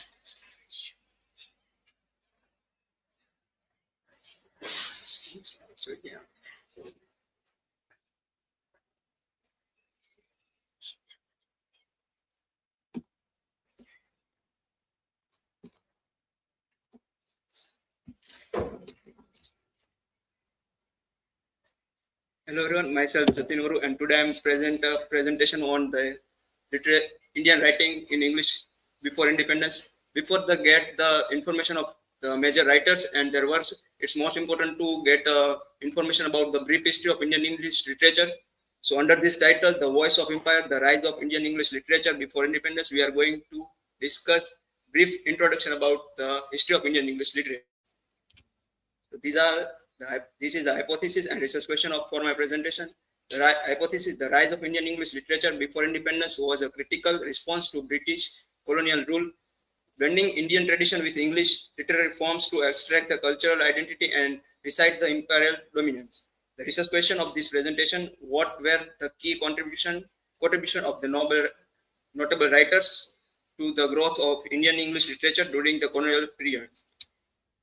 Personal information, the table of content, the beginning of early Indian writing in English, introduction to English to India. As you all know about, the English comes with the Britishers when in the late 19th century, Britishers comes to India for traders and business. With them, English comes in India. Early Indian English literature. The Travel of Dean Mohammed, published was 1794, is considered as the first Indian text in English. It was written by the Dean Mohammed's advocate for English in Indian expression. Raja Ram Mohan Roy and Henry Dorsey promote the English expressed in Indian culture and intellectual ideas. The context zone of language, how Indian connect with English language. The first is the employment with British official and traders. The Britishers provide the jobs to Indian, and the most of work happen in English language through and for the jobs and traders. The Indians slowly and steadily writing and speaking the English. The intellectual marriage creating a bilingual household. Of course, the Indians and Britishers do the marriages on that time, and for that English introduced in Indian families. The social relationship fostering cultural exchange. The embers of Indian English writers. Early pioneers like Dean Mohammed, Ram Mohan Roy, and Dorsey blended Indian themes with the English forms, providing the way for Indian English literature. Notable writers and their works. Here I mentioned some notable writers and their brief information. For more information, you can visit the site which I have cited after the information of each and every writers. The first one is Henry Dorsey. His notable works of Fakir of Jungira. It was published in 1928. Dorsey is considered as one of the first Indian poets to write in English. He is often regarded as a pioneer of modern English poetry. His poetry was influenced by British Romanticism. Dorsey's work expressed the patriotic and nationalism sentiments. He was a critical and colonial rule. Mitchell Madhusudan Dutt. His famous work was Comparative Lady. It was published in 1961. Dutt is major figure in Bengali literature. His work is in English also gained a promises, and the Comparative Lady is an epic poem by Dutt. The poem showcased his romanticism and use of classical English literary forms. Dutt's work blend Eastern and Western literary tradition. The most popular figure among the Indian English literature, it was Rabindranath Tagore. Is famous for his Gitanjali, Home in the World, and Gora. Tagore was poet, philosopher, and culture icon. His work Gitanjali won a Nobel Prize in 1931. Tagore's English translation of his work, especially Gitanjali, introduced his spiritual and nationalist idea the Western world. He is one of the famous, most important figure in Indian English literature.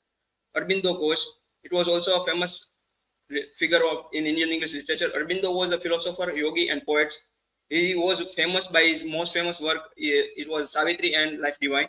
Aurobindo contributed greatly to Indian English literature. His poem Savitri is known for mysticism and philosophical depth. The most famous writer and author among the students, it was R.K. Narayan. His notable work, Swami and Friends and The Guide. Narayan is known for simply yet profound the narratives. His work often glimpses into Indian life. Many of his stories are set in the fictional town of Malgudi. His work are deeply rooted in Indian culture, yet accessible to the global audience. Mulak Raj Anand, considered as portrayed the low caste people in their work. Anand's novels were written in 1930s. He was famous for his most popular novels like Untouchable and Coolie. His work focused on the lives and oppressed, highlighting issues like caste, poverty, and struggle of the lower caste people in colonial India. Anand's writing was groundbreaking in its portrayal of the social realities. The influence of British colonial rule. British rule in India introduced the English language, which became the main language of government, education, and business. As a result, many Indians began writing in English to express themselves. British colonials also brought new types of literature like poetry, novels, and drama. Indian writers started using the Western literary style, but adjust the theme of the reflect their own cultural society. The themes of Indian English literature were strongly influenced by the colonials. Indian writers began addressing topics like losing their cultural identity, fighting for independence, and the conflict between tradition and modern life. Colonial rule also gave Indian writers chance to share their culture, tradition, and history with the world. This helped to create a sense of pride and national identity among Indians. Postcolonial theory, which looks at the effect of European colonization, also become the important in Indian English literature after the independence, sharing how writers and explore their past and present. The Britishers and English provide the stage to Indian writers to promote themselves on global stage. Pioneer female writers and their contribution. As similar here, I mentioned such a major pioneer female figures. For more information, you can visit the site which I cited on the bottom of the page. Sarojini Naidu. Sarojini Naidu, often called as a Nightingale of India, blended with vivid imagery and melodic language in her poetry. Her collection like The Golden Threshold and The Bird of Time showcase her lyricism. Her poems reflect the deep love for India's people and natural beauty.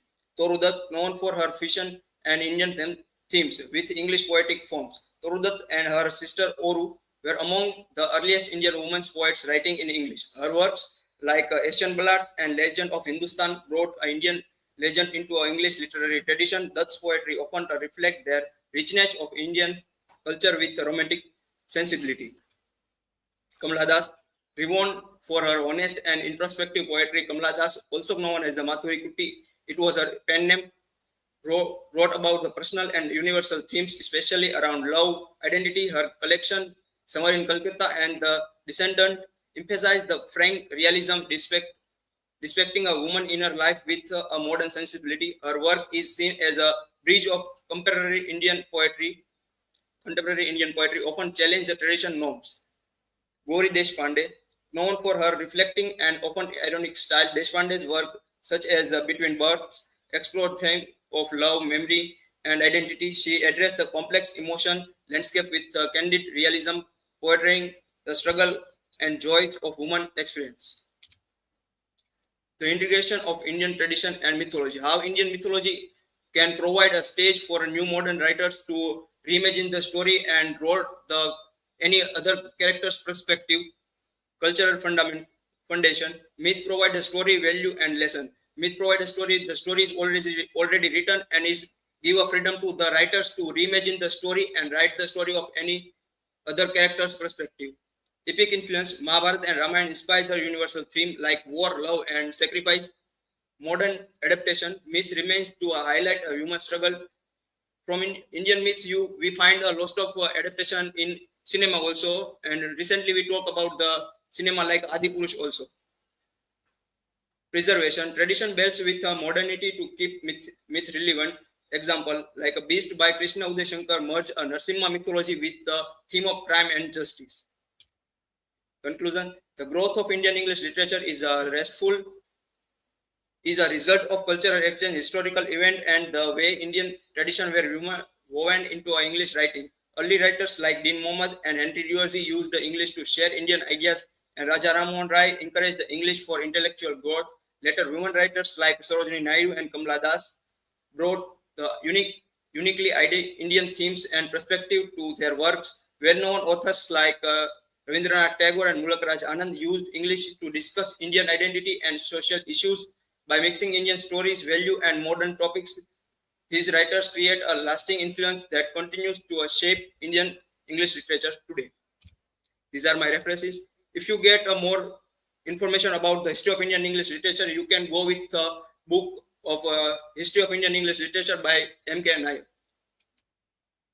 So this is the end from my side. Hope you get some fruitful information from it. And now, if you have any question related to my presentation, feel free to ask.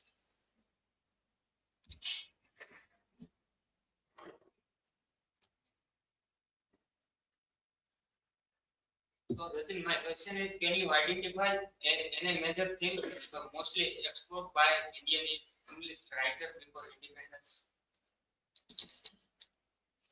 In colonized India, Indian English writers were mostly used their literature as a tool for fought against the Britisher.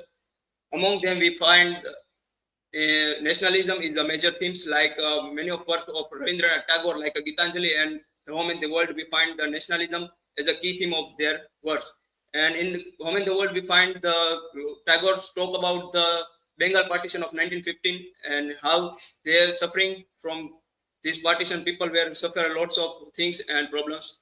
So nationalism is a major themes of the Indian English literature pre-independence writers.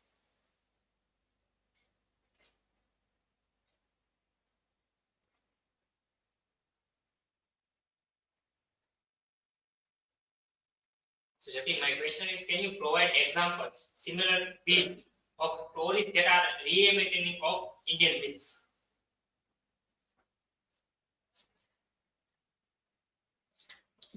Similar to Beast, we find other books like Sura and Arya by Nilam Kand. And in Arya, we find the reimagined story of Ramayana, reimagined story of Kauravas, perspective of Mahabharata. And in Asura, we find the reimagined story of Ramayana by Ravan's perspective. And we talk about our native language. So we find the very famous book by Vinod Joshi sir, and it was the Serendri, a reimagined story of Draupadi's perspective. So this is end from my side. Thank you.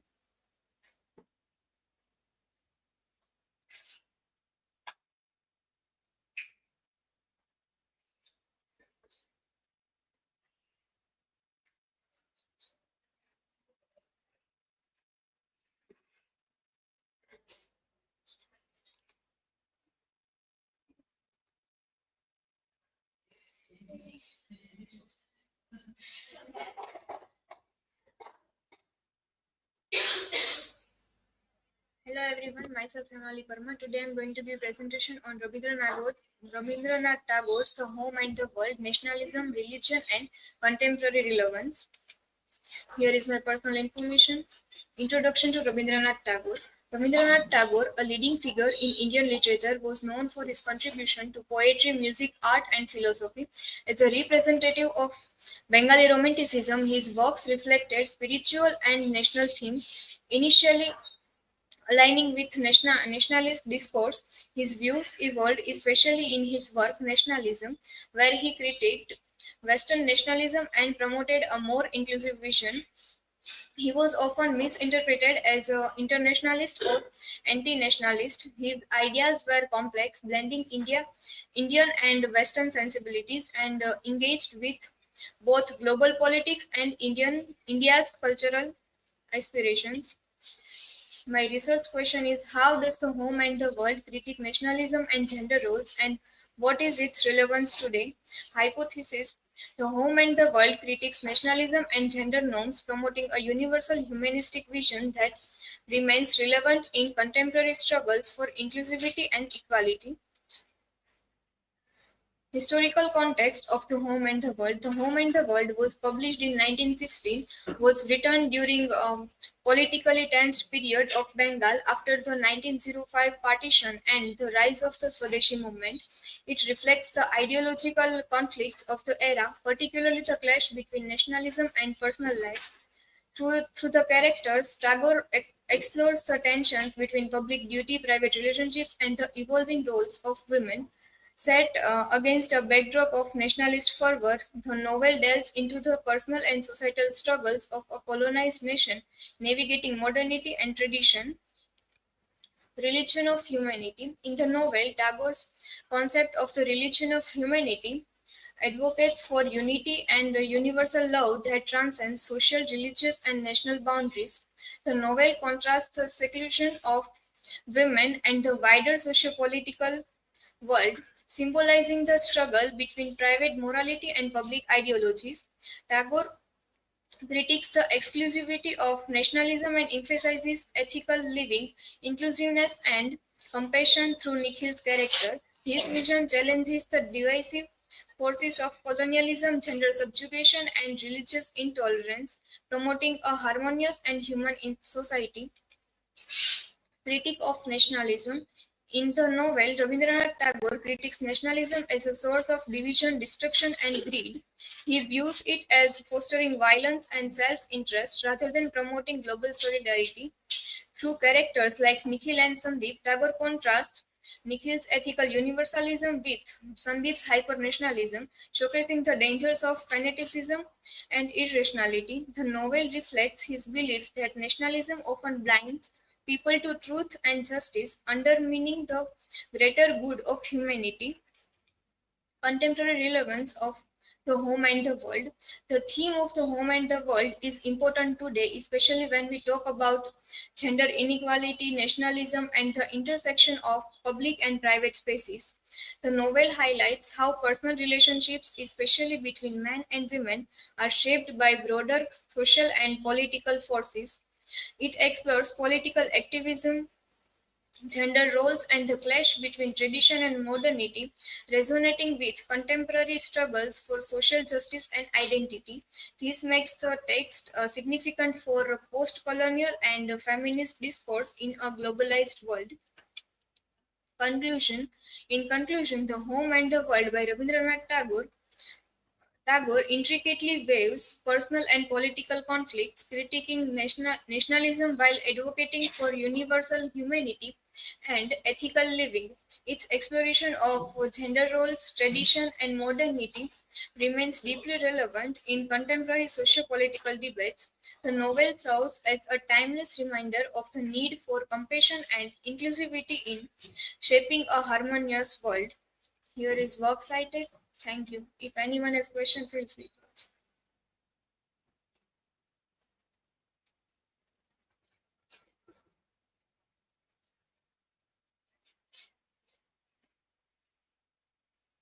Emily, my question is, how do Nikhil and Sandeep represent different ideologies in the novel? Nikhil and Sandeep both think differently. Nikhil believes in peace, truth, and caring for everyone, while Sandeep believes in using power and extreme ideas of ideas to get what he wants. This differences shows that how how being too extreme can cause harm, while honesty and kindness can lead to better results. Next.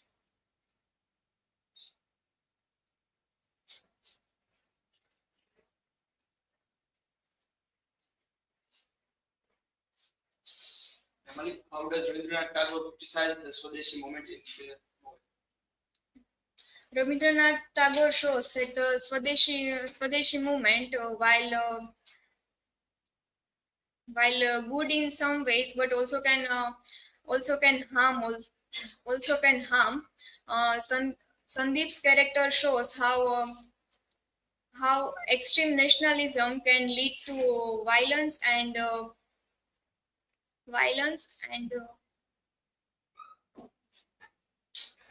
sorry.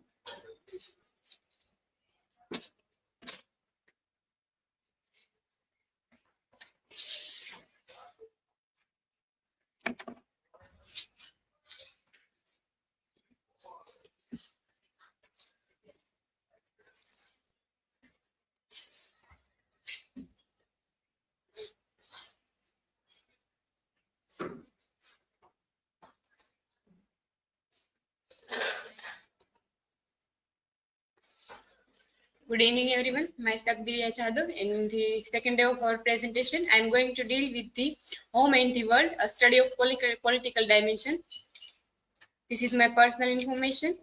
These are the points which I discussed today. Research question which mostly arise while you are dealing with the text of home in the world, that how does novel explore the relationship between home and the world? Hypothesis: the home and the world, the domestic sphere becomes a microcosm for large political conflicts, demonstrating how personal relationships are inevitably intertwined with political ideology.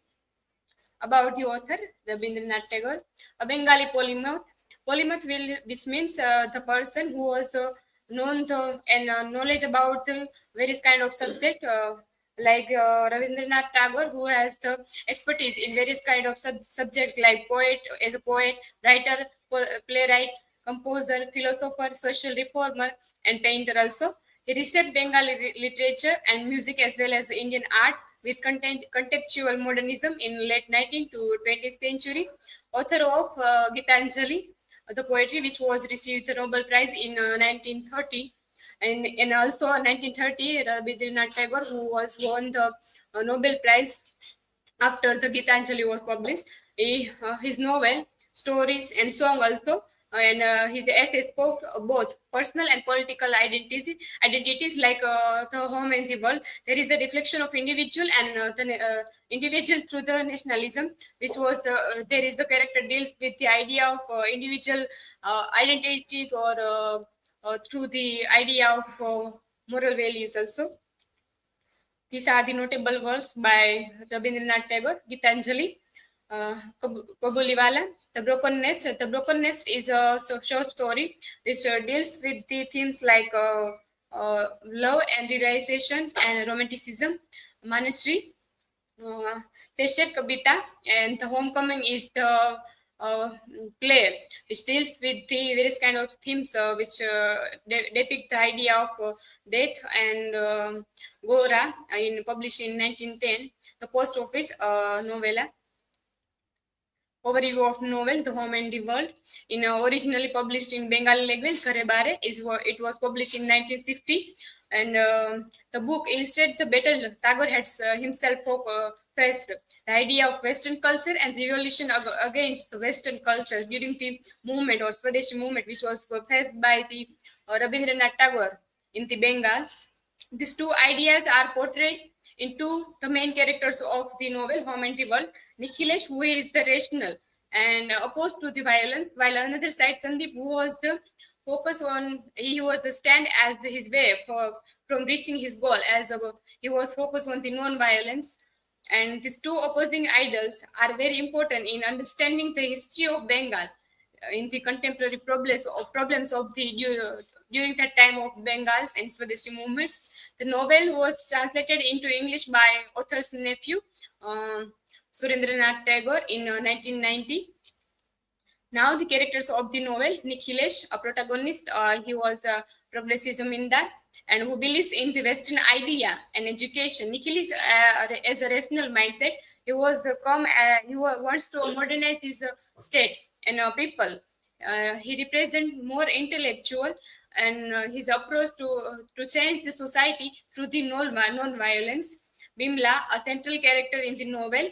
Bimala starts a traditional and sheltered woman. In initial part of the novel, we find that how Bimala reflects as a sheltered woman in the novel. However, her encounter with her leader, charismatic leader Sandeep, and his his encounter with this leader, charismatic leader Sandeep, through his influence of and his speaking skills, attract to Bimala's and change her desire to change his ideas about the independence, and also he lead the conflict between traditional and modernity. Now the Sandeep, charismatic and influential nationalist leader who visited Nikhilesh and Bimala's home, and Sandeep is a passionate about Indian independence movement. He also reflect the idea of non-violence compared to the Nikhilesh, and his speaking skill attract to his many followers, and in which we include the best example is Bimala. He attract towards his speaking skill and how his encounter with Sandeep. There is minor character like Narendra. He is a close friend of Nikhilesh and play a supportive role in the story. Amulya, idealistic follower of Sandeep in this movement. Jogmaya, a caretaker of Bimala, and Minya, a young girl of village who mentored by Nikhilesh. Now, the main point of my presentation is that how political dimension in Home and the World. There is a various kind of political dimension we find in the novel. That first one is Swadeshi movement. The Swadeshi movement was significant part in Indian independence struggle against the British colonial rule. It begins in 1905 as a response to partition of Bengal by the British government. The movement as a response to the Lord Curzon, a policy governed by the Lord Curzon, divide and rule. The partition of Bengal was planned by the Governor General and Viceroy of Indian, Lord Curzon. As we know the history of our Indian partition and the Swadeshi movement, the government called partition an administrative move during that time of partition and the movement of old kind of history which reflect the Indian history and partition of Bengal. Nikhil was of the opinion that boycotting the foreign goods from the Indian market would be huge to lose the Nikhilesh, who was depict that idea, while compared to Sandeep as always reflect that idea, as he believes that nation force. And in original law, we find that Sandeep says that he wants to nation by as a worship like God, our nation. And Nikhilesh represent that through the boycott the foreign goods is the inflict on poor traders for whom earning small amounts of money is everyday struggle. An example of this was Panchu in the original novel, Home in the World, the poor men who sold the foreign clothes. And another side, the Sandeep, how his Swadeshi movement and Swadeshi supporters has burnt the whole clothes and tried. Nationalism is a minor and main themes that we find in that Home and the World, which depicts the idea of ideological clash between Nikhil, who promotes ethical and patriotism, and another side Sandeep, who advocates the militant fervent nationalism. And Bimala is reflect the nationalism reflect through the journey of traditional domesticity to political awareness. Reflect the mirror of India's struggle during that time. It impact of nationalistic on personal and moral levels. And nationalism, which reflect as I said earlier, the Sandeep who believes that I want the nation by force, and another side the Nikhilesh who wants the country by as worship like God. Emancipation of Bengal and women, the idea of emancipations that reflect the history and the renaissance of Bengal during that time. The novel main female character Bimala is a symbol of struggle for the liberation of Bengal women and Bengal. Bimala judges Nikhil's idea about position of women in the world being false. If we find, as we find in the novel, that even though Nikhilesh who was support the Bimala, and also the educated, and how the support to Bimala to learn about various kind of thing, and how the Sandeep will manipulate the Bimala.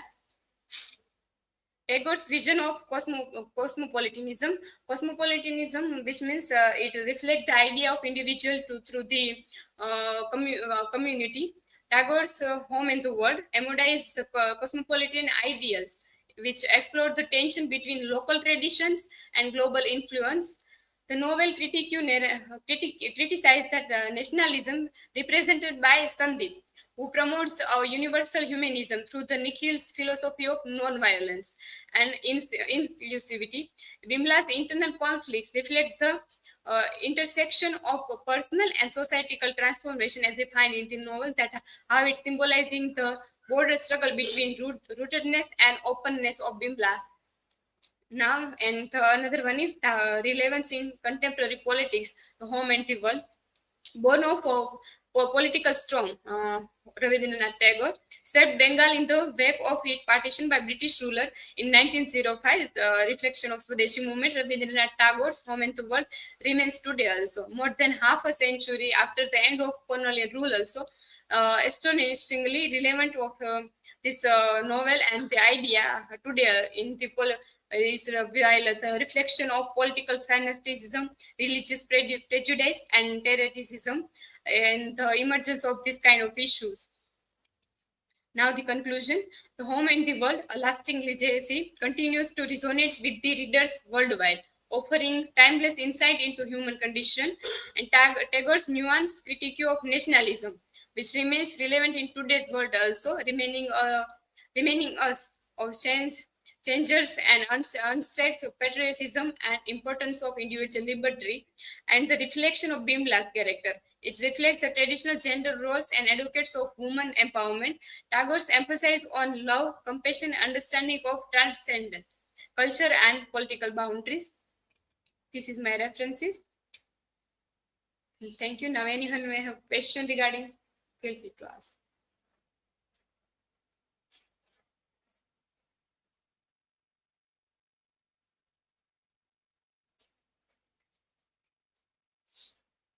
How does Tagore's critique on nationalism related to contemporary political movements?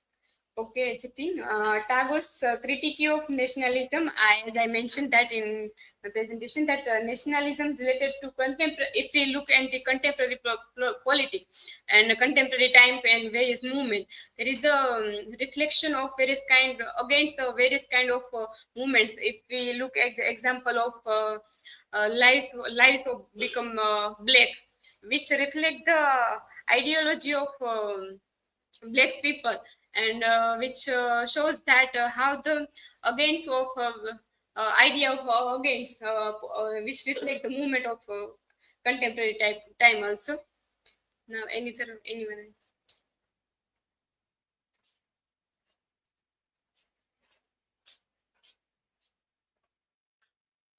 Divya, how can we apply the lessons of the home and the world to address the challenges of our time?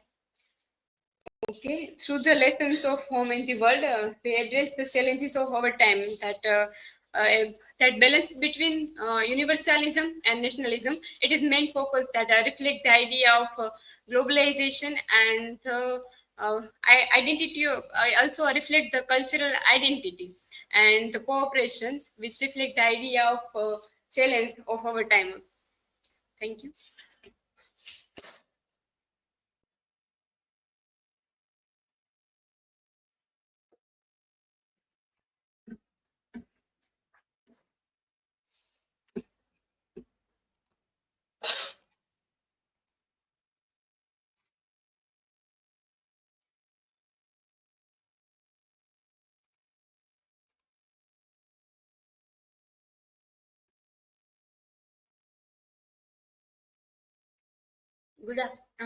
Sorry.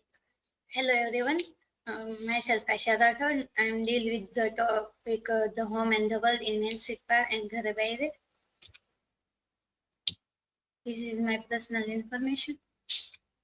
This is a hypothesis of my presentation. This is a question that how do Mansfield Park and Ghar Baire conceptualize the dichotomy of home and the world? And what does this reveal about the interplay between gender, class, and colonialized power structure in their respective socio-political contexts? And hypothesis in Mansfield Park by Jane Austen and Ghar Baire by Rabindranath Tagore, the dichotomy of home and world reflect the tension between personal agency and societal expectation, while Mansfield Park critique calls hierarchies and gender role in a domestic English setting. Ghar Baire explored the conflict between tradition and modernity in colonial India, showing case how both texts use the domestic space as a microscope to interrogate broader socio-political structures.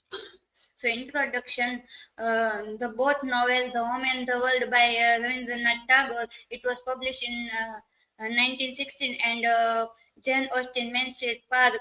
It was published in 1815. Share some enduring and similar themes, although widely separated by time, language, and country and culture, both written within the realistic tradition. So Jane Austen's Mansfield Park set in the place of Mansfield Park, the title itself, and written in Romantic era. So both novel are connected with Romanticism, which become a conflict between the domestic and worldly or political spread, the inner and outer. So both novel are inner and outer, and this conflict is played out in the sexual dynamics of the principal characters. So triangle plot we see in both novel. So Ghar Baire by the Rabindranath Tagore, the major character is Nikhilesh, Bimala, and Sandeep, and Mansfield Park, Edmund, Fanny, and Henry. In that Mansfield Park, the protagonist of Fanny, who is attracted to love toward Edmund, she and Ghar Baire and Bimala, she is a love toward Sandeep, of extramarital affair with Sandeep. In Fanny and Bimala both are brought from their homes at an early age to live in wealthy household. So Fanny is a coming from poor family. So Fanny is live with his mother's sister and at age of 10 years, and also Bimala is coming from not a wealthy family. But now she is living after their marriage. She is living with his husband Nikhilesh in wealthy house. They both come to love the older mentor figure. So Fanny's cousin Edmund is older than Fanny, and is Bimla's husband Nikhilesh, who is also older than Bimla. The concept of home and world. In home, Fanny, who is constant in her steadily enduring love for the Edmund, the home concept of love and loyalty. So Fanny is a love of Edmund, and same as in in the home and the world, the Bimla is the devotion toward love for Nikhilesh, and in the world, the absence of love and loyalty. So Sandeep is not attracted toward Bimla. He is cheated Bimla for money, and Edmund also not love of. Fanny. Edmund love Mary, who is a sister of Henry. So because of she is a bright, clever, immoral woman of the world, partly because she inhabit a social sphere with which he is unfamiliar. In Bimla's transportation to the house of Nikhilesh, a child bride is in the novel Home and the World, we can see that Bimla's transportation of she is not educated before marriage, but after Nikhilesh want to educated him and admires for his wish to joining in the Swadeshi movement and fight for the India's independence. And the positive belief that she desired marriage to Edmund could be seen as the default ending, happy ending. In Mansfield Park by Jane Austen in Fanny, she is desired to marry with Edmund, but after so many struggles, she find out a happy ending. Rather than something Fanny actively demand or earns, inner and outer world. The inner and outer world come together, and Edmund no longer need to hide his misgivings about Mary from himself. Fanny can now show her feeling for Edmund without the need for self-discipline and dissimulated. So, in both novel, we can see that in Bimla's character, Nikhilesh also see the change behavior of Bimla, but he can't say he's a speechless. And in Fanny's in Mansfield Park. By Jane Austen in Fanny's character, we see that Edmund's love for toward Mary, and in that one character is Maria, who is Henry's other sister. She is run away. She is married with someone, and she run away with Henry. So she has a chance to feeling herself for Edmund.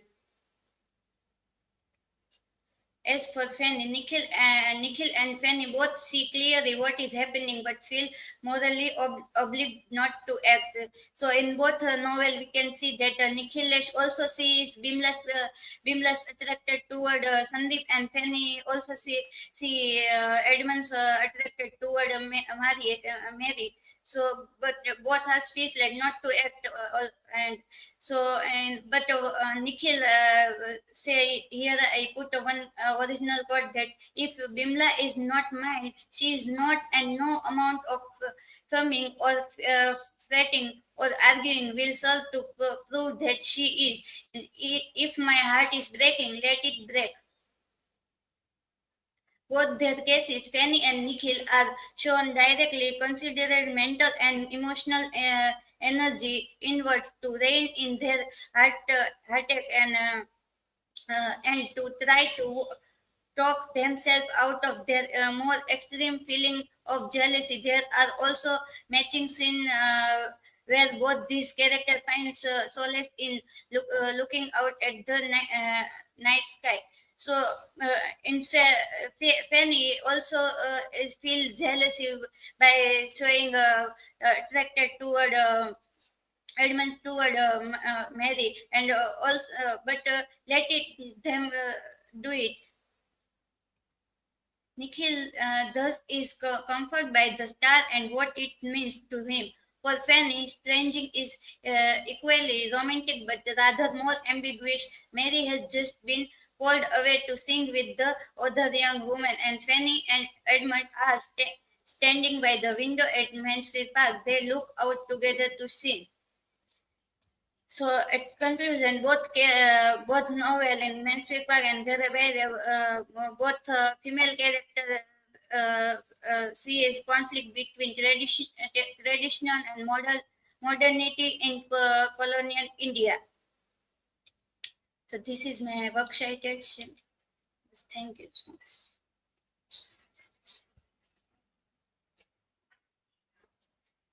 Now you can ask question. My question is that which character choice, Dennis or Bimla, have a greater impact on their respective societies?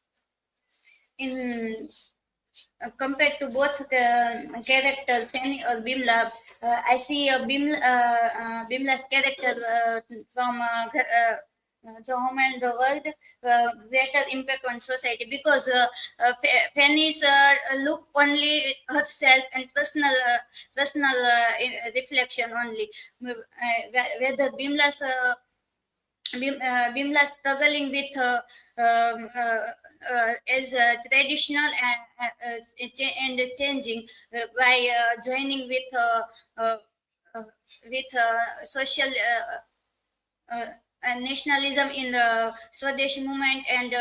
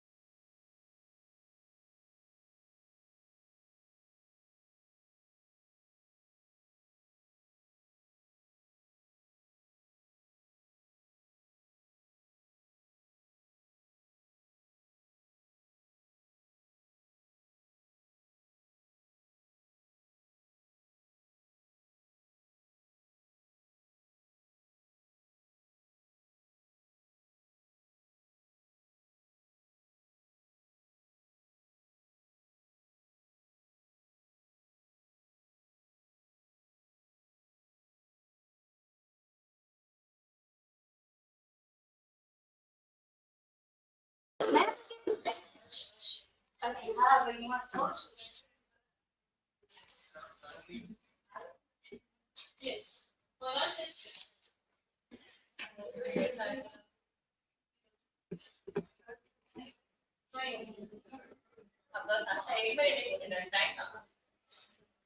so end up that.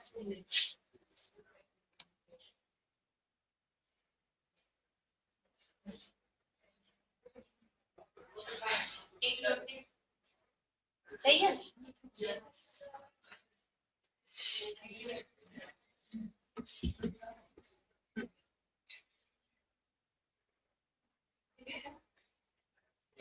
First question was there. Next question.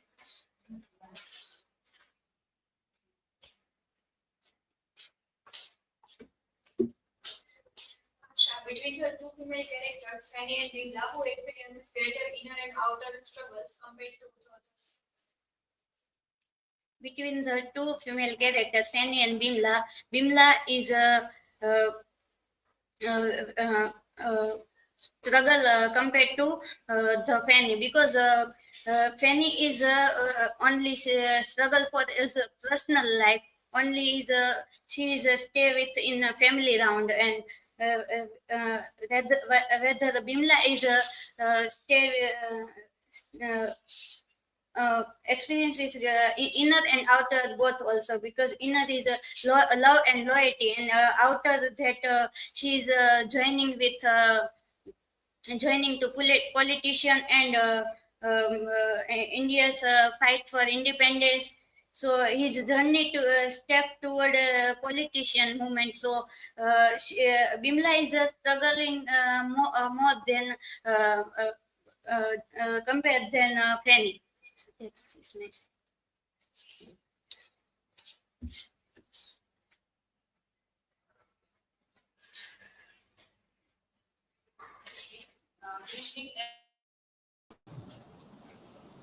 Am I audible? Okay. Good evening, everyone. Now for the final remarks. Okay, for the noon shift presentation day 2, paper 201. Okay, pre-independence, Indian writing and English. So let's start from the first presentation. So the first student is Unnati.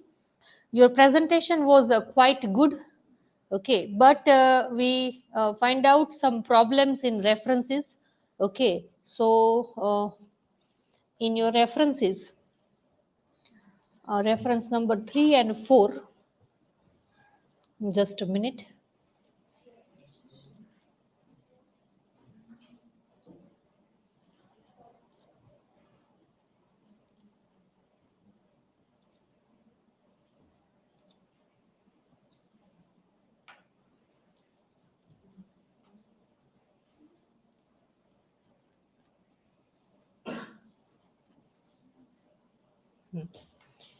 So the third reference and the fourth one, we can't open these links. Okay, and if you try to open, then sources we cannot find it out. So just kindly check these two references. Okay. Yes, representation of woman in Rabindranath Tagore, and these singing Bengal in the into a nation. Okay, these two references you have to cross check. Otherwise, your presentation was quite good. Trupti, your presentation was good. Okay, well done. Riya, your presentation is also very good. But again, the same problem we can find it out in your presentation as well. Okay, with this citation. In a citation, the sequence of your citation is not, we can say, in alphabetical order. In the second slide of references, these second and third, Robinson and these Mitra. Okay, so first is this M and then R. Okay, in this sequence you have to we can say arrange your citation alphabetical order. Okay, so you just have to keep in mind that. Rahul, your presentation was very good. Okay, but the slides we can say were too text heavy. Okay, so just try to use bullet points for your presentation. Otherwise, your explanation and all these things was quite good. Priyanshi needs improvement. Okay, you have to we can say work for the sequence. Okay, first we have given the title slide, then we can find it out the hypothesis and the research, and then your personal information. But you have to do what? First title slide, then your we can say your personal information, then your presentation start. So you have to just edit this thing and then upload. Okay, also we can find it out spelling error in the title, this reference. Okay, just try to edit this, and also need to work for this pronunciation. Okay, also your conclusion is not just justify. Okay, so justification is also important for this writing. Okay, that also you have to keep in mind. Pallavi, well done. Your topic is also good, as well as your explanation is also good. Okay, you have compared your presentation, this poem Lakshman, with we can say the some of the these Lakshman Rekha, that how we can find it out these connection with the other things like COVID-19, and we can say in gender, of this Lakshman Rekha in current scenario with some kinds of problems and other things. Okay, so good topic. Also, you have referred these Ramayana written by Tulsidas and other things. So good references, you can find it out. Kusum, also well done. Your presentation was good. Good work. Okay, your topic is also good. You have compared this poem Lakshman by Torudat with the poem, Gujarati poem. We can say the Kanchuli, okay, by Krishna Bai. So also well explained, but you have to also do one addition, that you need to justify the writing in your PPT.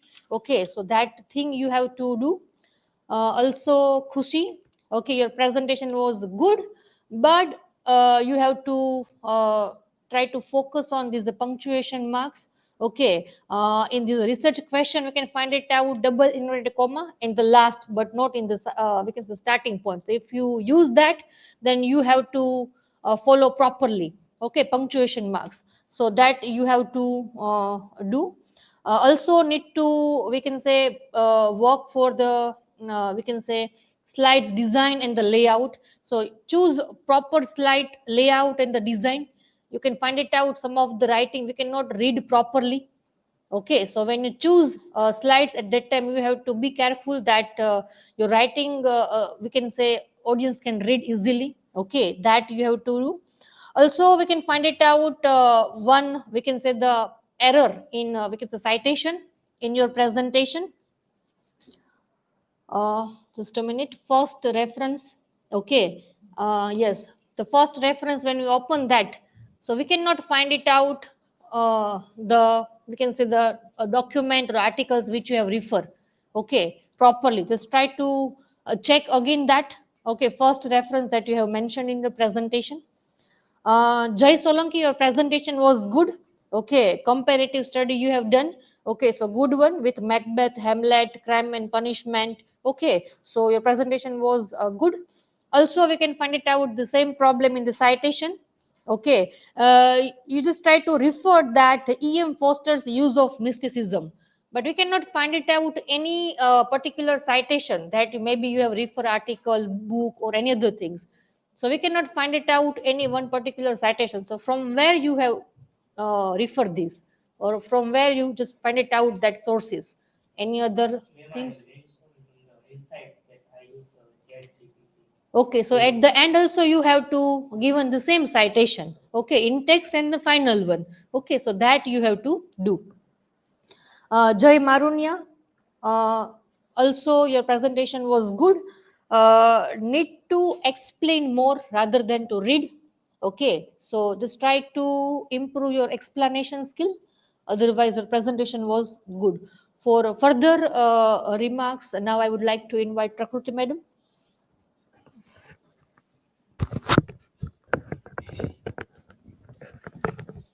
Okay, am I audible? On the live, apparently. Maybe. Okay, so the first things first. Jatin, This time it was really good that you interacted with the audience, good eye contact, and you answered the questions very well. So I don't have any issues with your presentations today. So it was really good.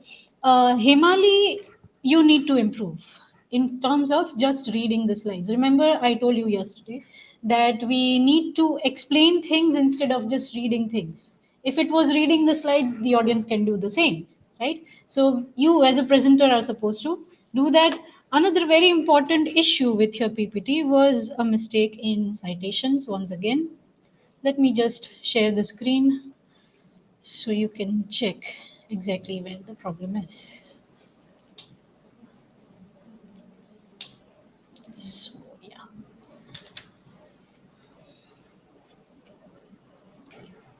So you have the citations properly listed here, but in the entire content that you have regarding your topic, beginning from the introduction to even your research questions, we cannot expect, but things like historical context or even religion of humanity, there are no in-text citation. So how would someone know where exactly have you used these references? You see the problem? You have listed it at the end, but nobody knows where exactly those particular citations fall, right? Which argument has been taken from or referred from this particular website or source, right? So in-text citations are important in this case, right? You are listing properly, you have cited it according to MLA style, but nobody knows where exactly that particular citation is required to refer to while reading the content. So that is something really important you need to take care of. Then we move to, yes, another issue of answering the questions. Yes, I mentioned this yesterday as well. When you answer questions, be very careful and be to the point also. When you answered it, yes, to the best of your effort, but the thing is, it lacked the substantial question which was raised, right? What was the focus of the question which was asked to you, right? And how are you going to respond to it? If you are going to just provide a general answer to every question that is asked to you, that is not going to be a substantial answer, you see, right? So focus on what is the question asking you and then answer. You are not able to answer one question absolutely, right? So that is also something which you need to work on. You should have enough subject knowledge of your topic to be able to answer every question, right? At least do justice to what you know or what you have read or prepared, right? So I think that is something you need to work on. Then we move to Divya. Very good. This time I really found out that you improved in terms of eye contact also and explanation also. Very well done. Citation slide must be managed properly. Citations are correct, but the organization needs to be checked. So in Divya's PPT,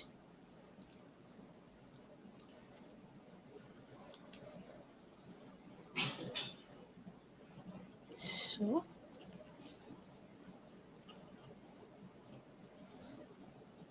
yes, first of all, the issue with the fonts, right? Whenever you cite things, it is okay if you want to need, if you need more slides, add more slides, but font should be clear enough, legible enough for people to read. Another thing is you can see the overlapping of two of your sources. One by is Prabhani Mantri Ratna, if I'm not wrong, and the other is by Andrew Robinson. You see how they are overlapping, and it is very difficult for people to read, right? So now, not just the font size but also the organization of your citations, they are perfectly cited, right? They are also included in the in-text citation.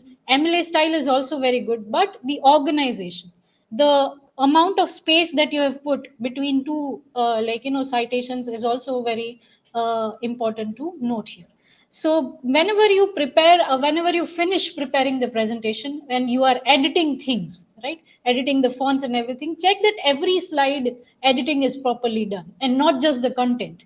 Right? Till the very end, your content should appear one, legible enough, two, organized enough, and three, justified enough for the reader to read and the audience to engage both ways. Right? So that is something you need to be careful about. You can take help from your friend as well. Okay, you can give your presentation to KUSUM. Let's try to check my presentation. It is visible properly.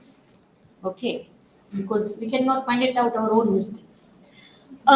In terms of in-text citation, we have our last presenter who made the same mistake. And where is she? Oh, here she is.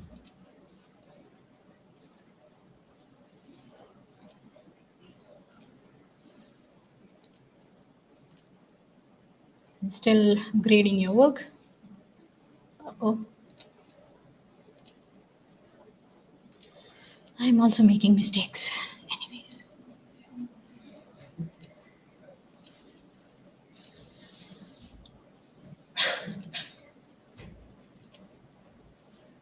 Yes, here in the references slide. One is the font size error, which is very much evident at this rate, right? The font style is not the same for all the citations that you have used, and the font size is also not eligible. Just a little bit bigger, and people would be able to actually read the citations, right? And the other thing is the issue with this particular source by Subha Mukherjee. You haven't provided any in-text citation for this particular source. Where exactly have you used it? You see, in the previous slides, you have the duly citation properly done, right? But this one by Mukherjee is missing. So where exactly have you used thinking on thresholds, the poetics of transitive spaces? Now, this is, of course, as I've pointed out earlier, not only is it a problem with locating your arguments, but it is also a problem when you think of the coherence of your arguments that are coming up, right? When you say that your arguments are in a proper sequence, it not only refers to the fact that your arguments are properly organized, but your arguments are also supported by somebody's resource, right? And if that resource is missing, people would question your arguments, right? Not that source. You see, this is why in-text citations are very much important.